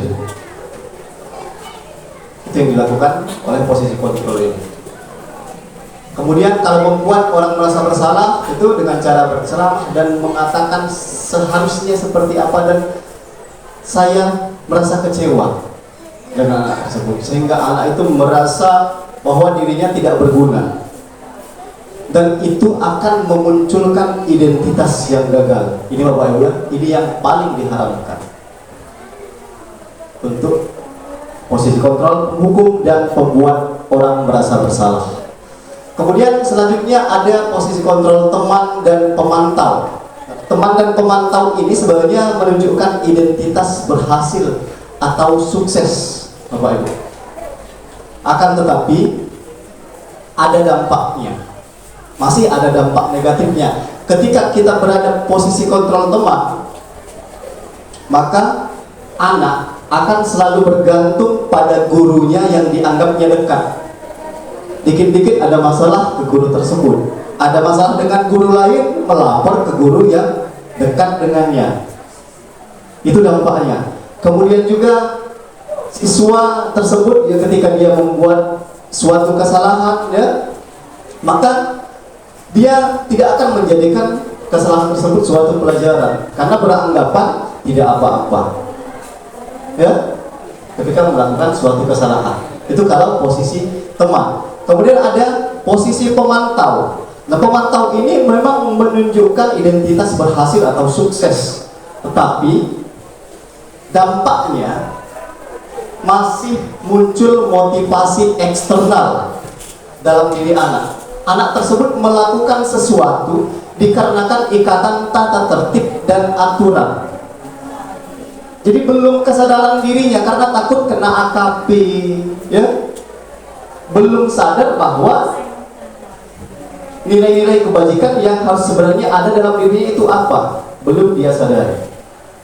Lantas harus di posisi mana? Manajer. Manajer yang memberikan identitas sukses, ya, dengan memunculkan motivasi intrinsik dari siswa tersebut. Siswa tersebut akan menghargai dirinya sendiri. Jadi dari si manajer itu kita akan mengajukan beberapa pertanyaan-pertanyaan, ya.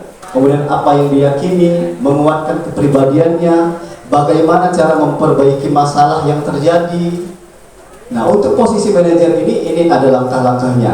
Nah, sebelum kita masuk ke langkah-langkah posisi manajer itu, Bapak Ibu, ya, saya minta pendapatnya dulu. Kira-kira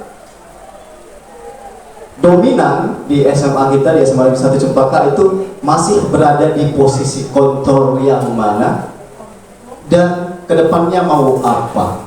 Silakan Bapak Ibu. Silakan. Siapa yang mau mengemukakan pendapat? Ada? Ya, silakan Bu Eva. Terima kasih Pak Gus. Setelah menonton video posisi 5 kontrol tadi, dominan ini menurut saya, dominan di sekolah ini masih berada di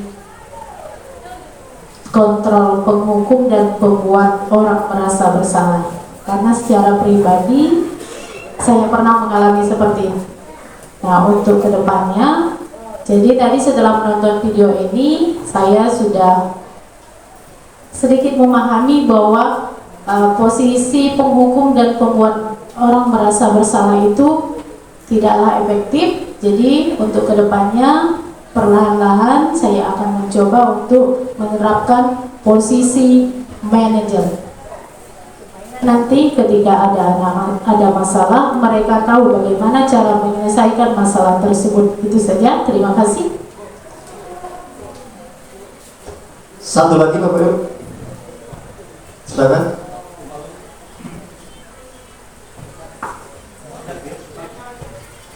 Assalamualaikum warahmatullahi wabarakatuh. Nama saya Hatan. Kalau menurut saya betul yang kita alami di SMA ini kebanyakan masih berupa penghukum, ya, semuanya masih berupa penghukum. Karena dari pantauan kita memang begitu. Memang kalau dilihat ke manajer itu perjalanannya jauh. Namun kita semua tentunya dengan banyak membaca, dengan banyak melihat dari berbagai macam media, akhirnya kita akan sampai ke mana. Tentunya harus berusaha. Namun saya tadi mengalami kasus, ya, jangan hanya ibu itu yang punya kasus, saya pun punya kasus. Lagi duduk ngopi, tiba-tiba anak tuh menendang bola. Kalau kita mau ke manajer itu masih sangat jauh-jauh nih, malah berlari. Sedangkan cangkir pecah, sepan saya basah, hati saya basah. Nah, di mana kira-kira sampai ke situ itu caranya bagus, ya? Sehingga yang tadinya kalau misalnya macam si Daren tadi, maaf Bu, saya salah. Nah, kira-kira berapa lama sampai ke situ? Sampai ke manajer itu? Berapa tahun? Kalau bulan berapa bulan? Kalau hari berapa hari? Kalau tahun berapa tahun kita sampai ke situ? Demikian Pak Agus, ya, agak gampang dikit. Terima kasih. Wassalamualaikum warahmatullahi wabarakatuh. Berarti dari dua penyampaian pendapat Bapak Ibu ya, dapat kita simpulkan bahwa masih ada dominan penghukum ya. Dan kita maunya ke manajer. Nah benar yang disampaikan Pak Hartan tadi, ini tidak mudah mencapai ini.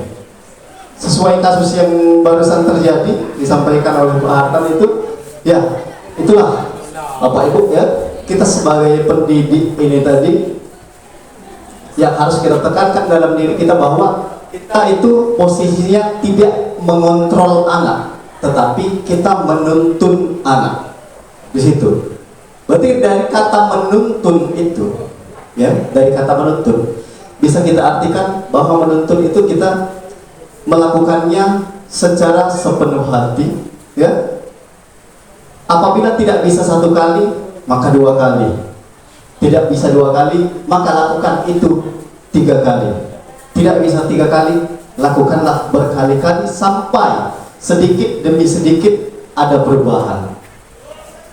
Begitu Bapak. Nah, untuk mencapai manajer ini, yang harus kita pahami langkah-langkahnya dulu Bapak Ibu. Ada beberapa langkah-langkahnya, ya. Nah, dengan cara apa posisi manajer itu tadi? Dengan langkah segitiga restitusi ini.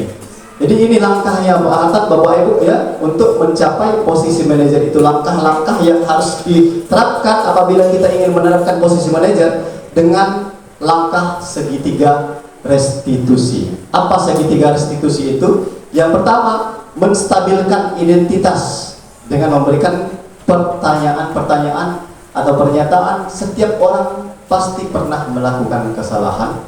Kamu bukan satu-satunya yang pernah melakukan ini. Itu salah satu contohnya diantaranya. Kemudian ada validasi kebutuhan atau tindakan yang salah. Kamu tentu punya alasan mengapa melakukan itu. Adakah cara yang lebih efektif untuk mendapatkan apa yang kamu. Dan yang terakhir, menanyakan keyakinan nilai apa yang telah kita sepakati. Kamu ingin menjadi orang seperti apa. Nah, untuk lebih jelasnya, mari Bapak Ibu bersama-sama kita simak video berikut.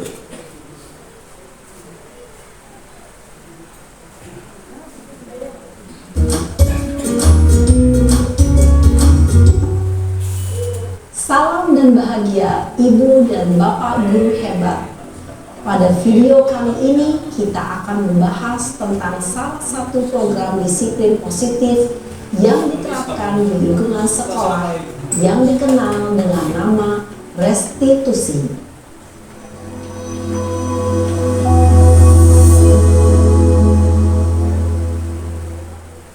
Restitusi dikembangkan oleh pakar pendidikan Diane Gosson, berlandaskan pada teori kontrol Dr. William Glasser. Segitiga restitusi adalah suatu proses dialog yang dijalankan oleh guru atau orang tua agar dapat menghasilkan murid yang mandiri dan bertanggung jawab. Pada saat guru di posisi manajer, aspek yang dikembangkan pada murid adalah motivasi intrinsik, sehingga penanaman nilai-nilai kebajikan dapat tumbuh dan berkembang menjadi suatu kebiasaan positif yang akhirnya membentuk karakter murid. Proses dialog ini terdiri dari 3 langkah yang digambarkan pada ketiga sisi pada segitiga restitusi. Sisi pertama adalah menstabilkan identitas.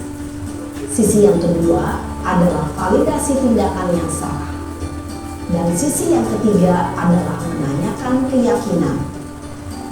Ibu dan Bapak Guru, berikut ini akan ditunjukkan bagaimana seorang guru berada dalam posisi manajer menggunakan penerapan segitiga restitusi.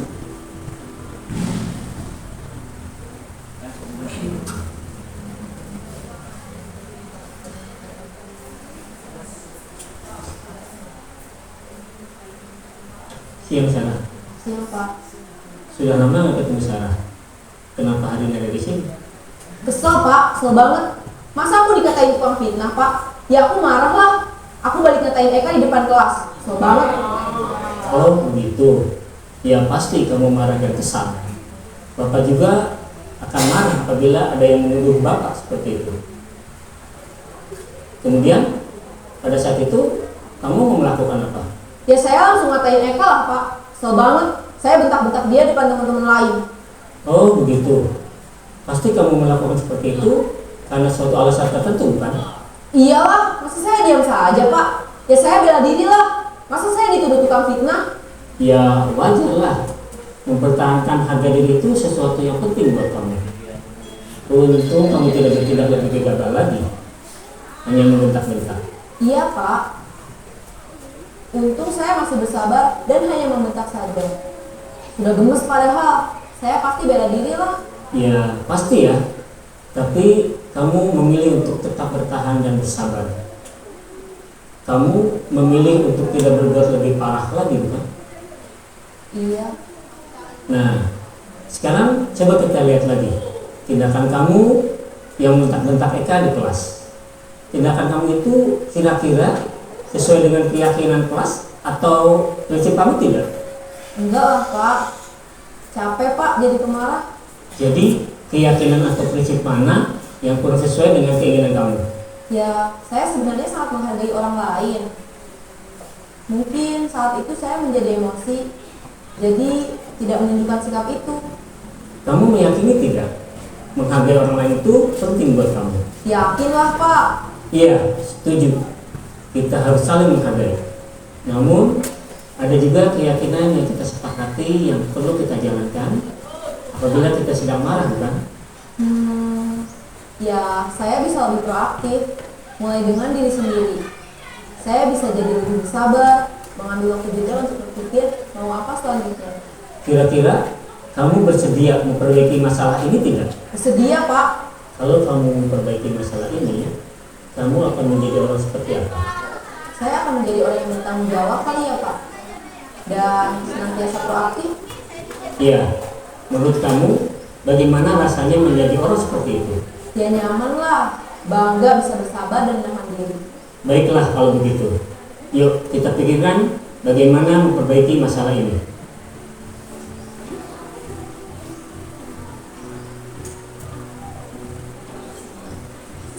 Ibu dan Bapak guru hebat. Baru saja kita menyaksikan contoh bagaimana seorang guru berada dalam posisi manajer menggunakan penerapan segitiga restitusi. Mari kita bahas satu persatu. Pada sisi pertama, menstabilkan identitas berdasarkan pada prinsip bahwa membuat kesalahan adalah bagian dari proses pembelajaran. Sisi pertama dari segitiga ini berperan menggeser identitas murid dari identitas gagal ke identitas sukses. Murid yang sedang bertingkah laku yang tidak pantas atau menarik diri saat itu sedang mengalami identitas gagal. Bila kita mengkritiknya, maka posisinya tidak akan berubah. Kita bisa mengajukan pernyataan-pernyataan ini. 1. Membuat kesalahan sesuatu yang wajar. 2. Manusia tidak ada yang sempurna. 3. Kita bisa memperbaiki masalah ini. 4. Saya tidak menanyakan kesalahannya. Saya lebih fokus bagaimana memperbaiki masalah ini. 5. Apakah saat ini kamu tengah menjadi orang yang baik untuk dirimu sendiri? Pada sisi kedua, validasi tindakan yang salah berlandaskan pada prinsip bahwa setiap perilaku berupaya memenuhi suatu kebutuhan tertentu.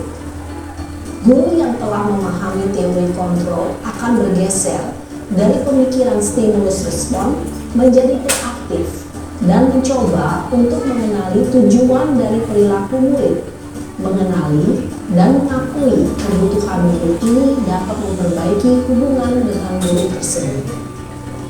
Pernyataan atau pertanyaan bisa disampaikan dengan nada suara tidak menghakimi atau memojokkan, sehingga dapat mengembalikan murid pada posisi positif. 1. Kamu bisa saja bertindak lebih gegabah lagi dari ini. 2. Kamu bukan melakukannya tanpa suatu alasan tertentu. 3. Kamu melakukannya karena mempertahankan sesuatu yang penting bagimu. 4. Empat, mungkin kamu bisa mempelajari suatu perilaku baru yang lebih efektif. Bersediakah kamu mempelajarinya? Selanjutnya, kita akan simak sisi terakhir, yaitu menanyakan keyakinan. Teori kontrol menyatakan bahwa pada dasarnya kita termotivasi secara intrinsik. Pada saat perilaku yang salah telah divalidasi dan identitas sukses telah stabil, maka murid telah siap mengaitkan keyakinan-keyakinannya dengan tindakannya yang salah dan pemikirannya telah bergeser ingin menjadi orang yang dituju. Pertanyaan-pertanyaan ini dapat mengaitkan keyakinan-keyakinan yang dianut murid. 1. Sebagai keluarga atau kelas, apa yang kita yakini? 2. Nilai-nilai apa yang telah kita sepakati? 3.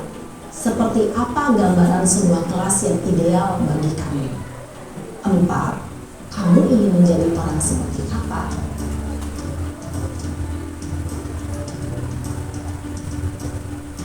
Dalam menerapkan segitiga restitusi, perlu diperhatikan beberapa hal, yaitu 1. Perilaku yang salah perlu dikaitkan dengan nilai-nilai atau keyakinan-keyakinan yang telah disepakati atau dituju. 2. Kesediaan orang yang melakukan kesalahan untuk memperbaiki masalah. 3. Pemecahan masalah sebisa mungkin relevan atau memiliki hubungan dengan masalah yang ada. 4. Usaha. Perlu adanya suatu usaha perbaikan dari pihak yang berbuat kesalahan. 5. Waktu. Perlu didedikasikan waktu dari pihak yang berbuat kesalahan. Tanyakan kapan akan mulai diberlakukan usaha untuk memperbaiki masalah. Dengan memahami struktur penerapan segitiga restitusi, diharapkan guru dapat menerapkan posisinya sebagai manajer dengan mengajukan pertanyaan-pertanyaan bermakna yang dapat membuat murid menjadi lebih percaya diri, bertanggung jawab, dan mandiri. Nah, ibu bapak guru, perlu tidaknya mengikuti ketiga tahapan dalam segitiga restitusi bergantung pada ringan beratnya suatu permasalahan. Misalnya, bila permasalahan tersebut ringan, maka tidak perlu dijalankan secara berurutan. Bahkan bisa semudah menanyakan apa keyakinan yang kita sepakati.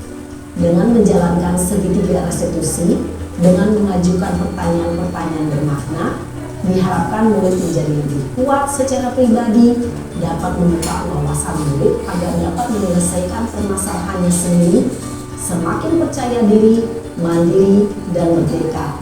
Salam dan bahagia, ibu bapak guru hebat.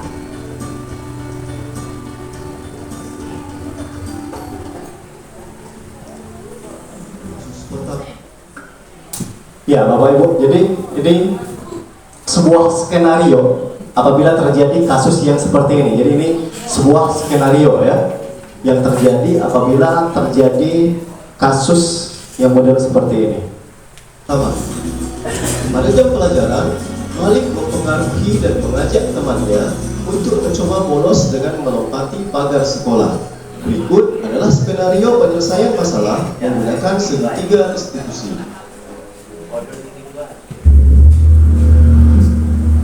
Ini kira-kira skenario kesalahan yang terjadi di perbuatan.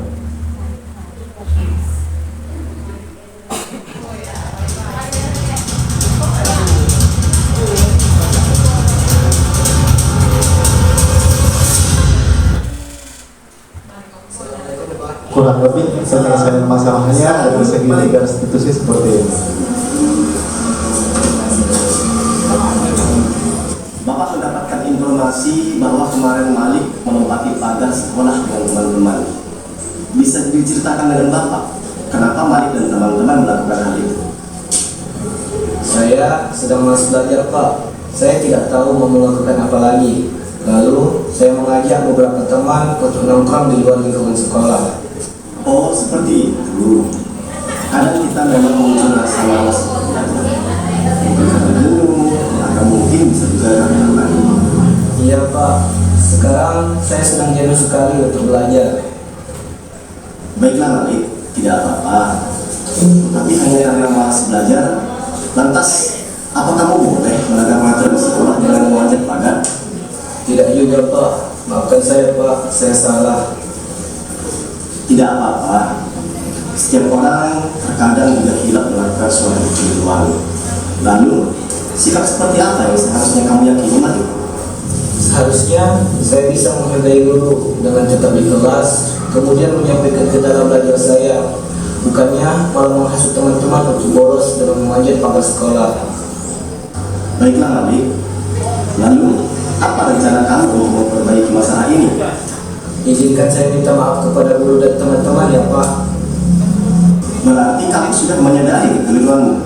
Lalu, apa kamu tahu konsekuensi dari tindakanmu? Tahu Pak, saya siap menerima konsekuensi dari guru. Lalu, apakah peristiwa seperti ini akan terulang lagi, Malik? Tidak Pak, saya sangat malu jika mengulangi kesalahan ini lagi.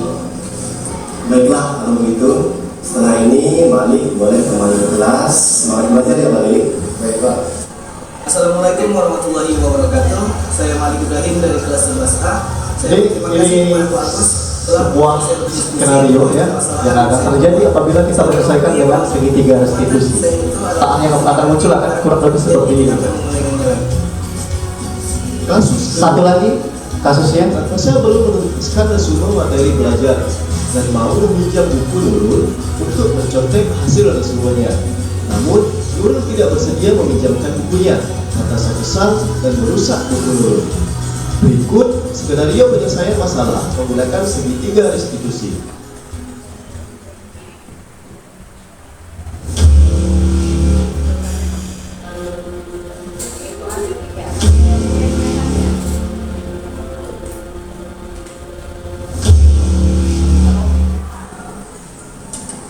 Assalamualaikum Pak. Waalaikumsalam. Silakan duduk kata saya.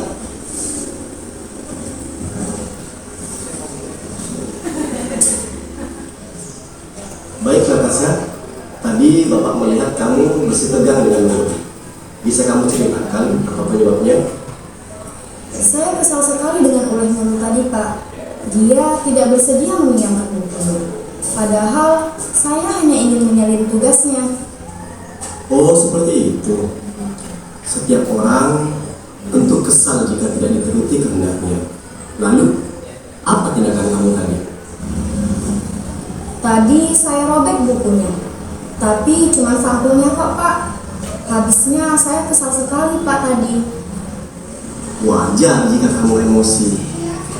Lalu, apakah kamu setuju dengan tindakanmu itu? Tentu tidak Pak. Saya akui saya salah telah merusak buku Nurul. Lantas, seperti apa sikap yang seharusnya Natasha yakini? Mungkin harusnya saya lebih sabar Pak dan menghargai milik orang lain. Jadi, apa rencana Natasha untuk memperbaiki keadaan seperti ini? Saya akan meminta maaf kepada Nurul Pak dan bersedia mengganti buku yang telah saya rusak. Bapak setuju sekali dengan inisiatifmu. Kira-kira kapan kamu akan melakukannya? Secepatnya Pak, mungkin setelah keluar dari ruangan ini. Baiklah Natasha, mari kita pikirkan penyelesaian masalah ini. Jika perlu, kita panggil Nurul. Bagaimana? Baik, terima kasih Pak. Assalamualaikum warahmatullahi wabarakatuh. Perkenalkan, nama saya Natasha Ulfa Al-Zahra dari kelas 11A. Saya sangat merasa senang telah diajak berdiskusi bersama Pak Agus mengenai permasalahan yang telah saya perbuat atas ketidaksabaran dan tidak menghargai kepemilikan barang milik orang lain. Terima kasih. Ya, jadi kita stabilkan dulu identitasnya Bapak Ibu ya. Setelah stabil ya, baru kita lanjutkan ke langkah-langkah berikutnya ya. Validasi tindakan yang salah, kemudian menanyakan keyakinan. Baik Bapak Ibu, dari kegiatan kita kali ini, mari kita refleksikan secara bersama-sama Bapak Ibu dari 4 pertanyaan ke depan. Boleh semuanya dijawab, boleh salah satunya dijawab. Silakan Bapak Ibu. Silakan.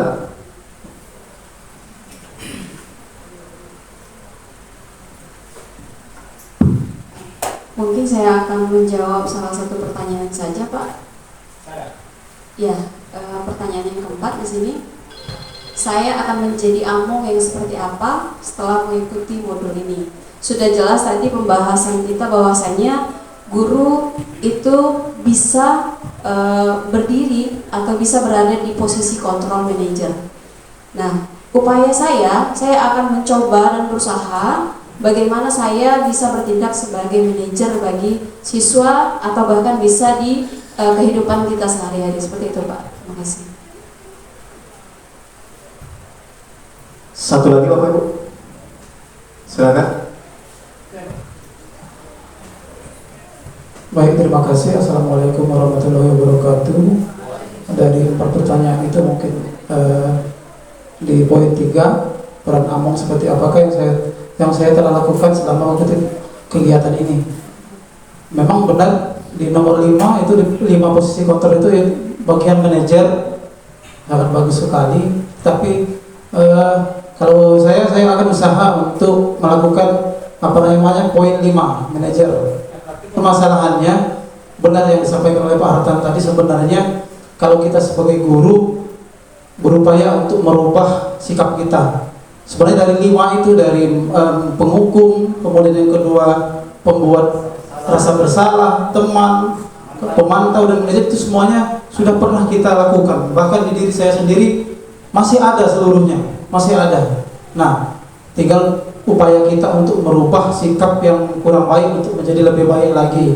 Nah, permasalahannya intinya itu pada siswa, kesadaran siswa. Contoh Pak Hartan tadi dapat kasus tadi pagi tadi kan. Nah, kesadaran siswa untuk memperbaiki kesalahannya itu belum ada. Pak Hartan sudah nanya, bahkan kesadarannya itu untuk minta maaf, ngomong, apalagi di video tadi kan dia ngomong segala macam pintar. Di sekolah kita ini sulit Pak Agus untuk mencari siswa yang bisa menyadari kesalahannya. Contoh kemarin, pada saat mengajar di lapangan, ada anak Pak Agus sedang melakukan permainan bola voli, kalau saya pemain voli, tiba-tiba dia nyemes kena kepala saya. Nah, oke, saya diamkan saja. Nah, kesadaran siswa itu untuk menyadari kesalahan itu belum ada. Harusnya dia minta maaf, datang ke saya. Maaf Pak, tidak sengaja Pak. Nah, kira-kira itu Pak permasalahan kita sekarang ini. Kesadaran siswa untuk memperbaiki kesalahan, bukan takut terhadap peraturan. Mungkin itu yang harus kita perbaiki kerjasama supaya siswa ini bisa aktif dalam segala apapun. Terima kasih Pak Agus. Ya, jadi dari kedua refleksi yang dilakukan oleh Bapak Ibu barusan tadi saya sedikit menangkap ya. Jadi sebenarnya dari 5 posisi kontrol itu sebenarnya ada. Sudah pernah ada dan sebagian mungkin masih ada. Ya. Jadi kita sepakat untuk berupaya mencapai pada posisi manajer. Di situ Bapak Ibu ya, walaupun tidak mudah, yang terpenting dengan komunikasi kita dan kolaborasi kita, yakinlah semuanya pasti bisa.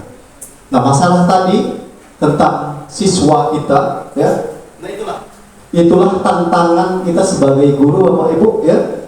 Kembali ke bahasan awal tadi bahwa kita guru jangan menjadi seorang pengontrolnya, tetapi penuntunnya. Kita yang harus menuntunnya. Jadi kalaupun belum timbulnya kesadaran diri dari siswa, nilai-nilai kebajikan universalnya belum muncul ya dari siswa itu, kita tugasnya untuk menuntun siswa tersebut, mengingatkan, mengarahkan dan menuntunnya ya, untuk memunculkan nilai-nilai kebajikan yang sebenarnya ada dalam dirinya ya, dengan pertimbangan-pertimbangan dari kebutuhan dasar apa yang ingin dia penuhi tentunya. Begitu Bapak Ibu ya. Baik Bapak Ibu, dari kegiatan kita hari ini ya, saya sangat bersyukur sekali Bapak Ibu semuanya antusias dan bersemangat mengikuti kegiatan. Semoga seminasi dari budaya positif ini ya dapat bersama-sama kita implementasikan, kita terapkan kepada siswa menuju siswa yang menjadi pelajar Pancasila. Ya, sekian dari saya Bapak Ibu. Terima kasih atas perhatian dan kerjasamanya. Apabila ada kesalahan, saya mohon maaf. Kepada Allah saya mohon ampun. Saya akhiri, wabillahi taufiq wal hidayah. Wassalamualaikum warahmatullahi wabarakatuh. Terima kasih.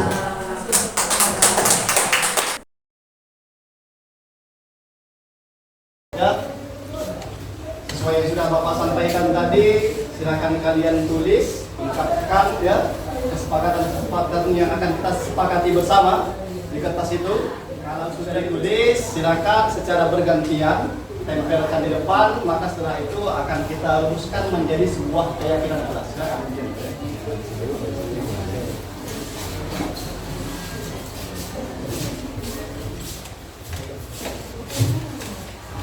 Ya, silakan anak-anak yang sudah menyelesaikan boleh langsung ditempelkan bergantian.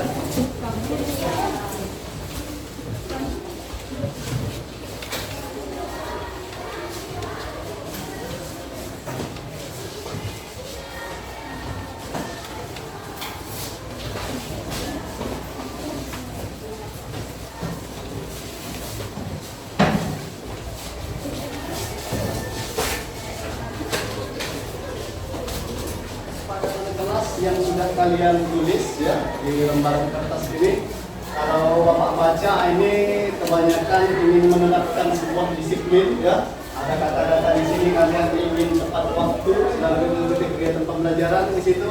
Kemudian juga ya kalian harus saling menghargai di situ kelihatannya, saling menghormati ya. Jadi intinya keyakinan kelas yang ingin kalian terapkan itu adalah tentang disiplin, itu nilai kebajikannya ya.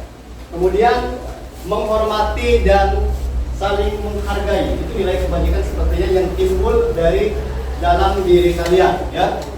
Jadi nanti ini akan kita turunkan menjadi sebuah kalimat untuk keyakinan kelas. Dari keyakinan kelas yang telah kita sepakati bersama di sini, jadi kita harapkan secara bersama-sama benar-benar kita terapkan ya dalam kegiatan pembelajaran kita di kelas, tidak hanya di sekolah saja anak-anak. Jadi keyakinan yang seperti ini berarti menunjukkan sebuah budaya positif kan, itu juga harus kita terapkan secara bersama dalam kegiatan kita sehari-hari ya. Dan mungkin itu saja untuk penyusunan keyakinan kelas itu kita hari ini ya. Kita lanjutkan ke materi pembelajaran kita.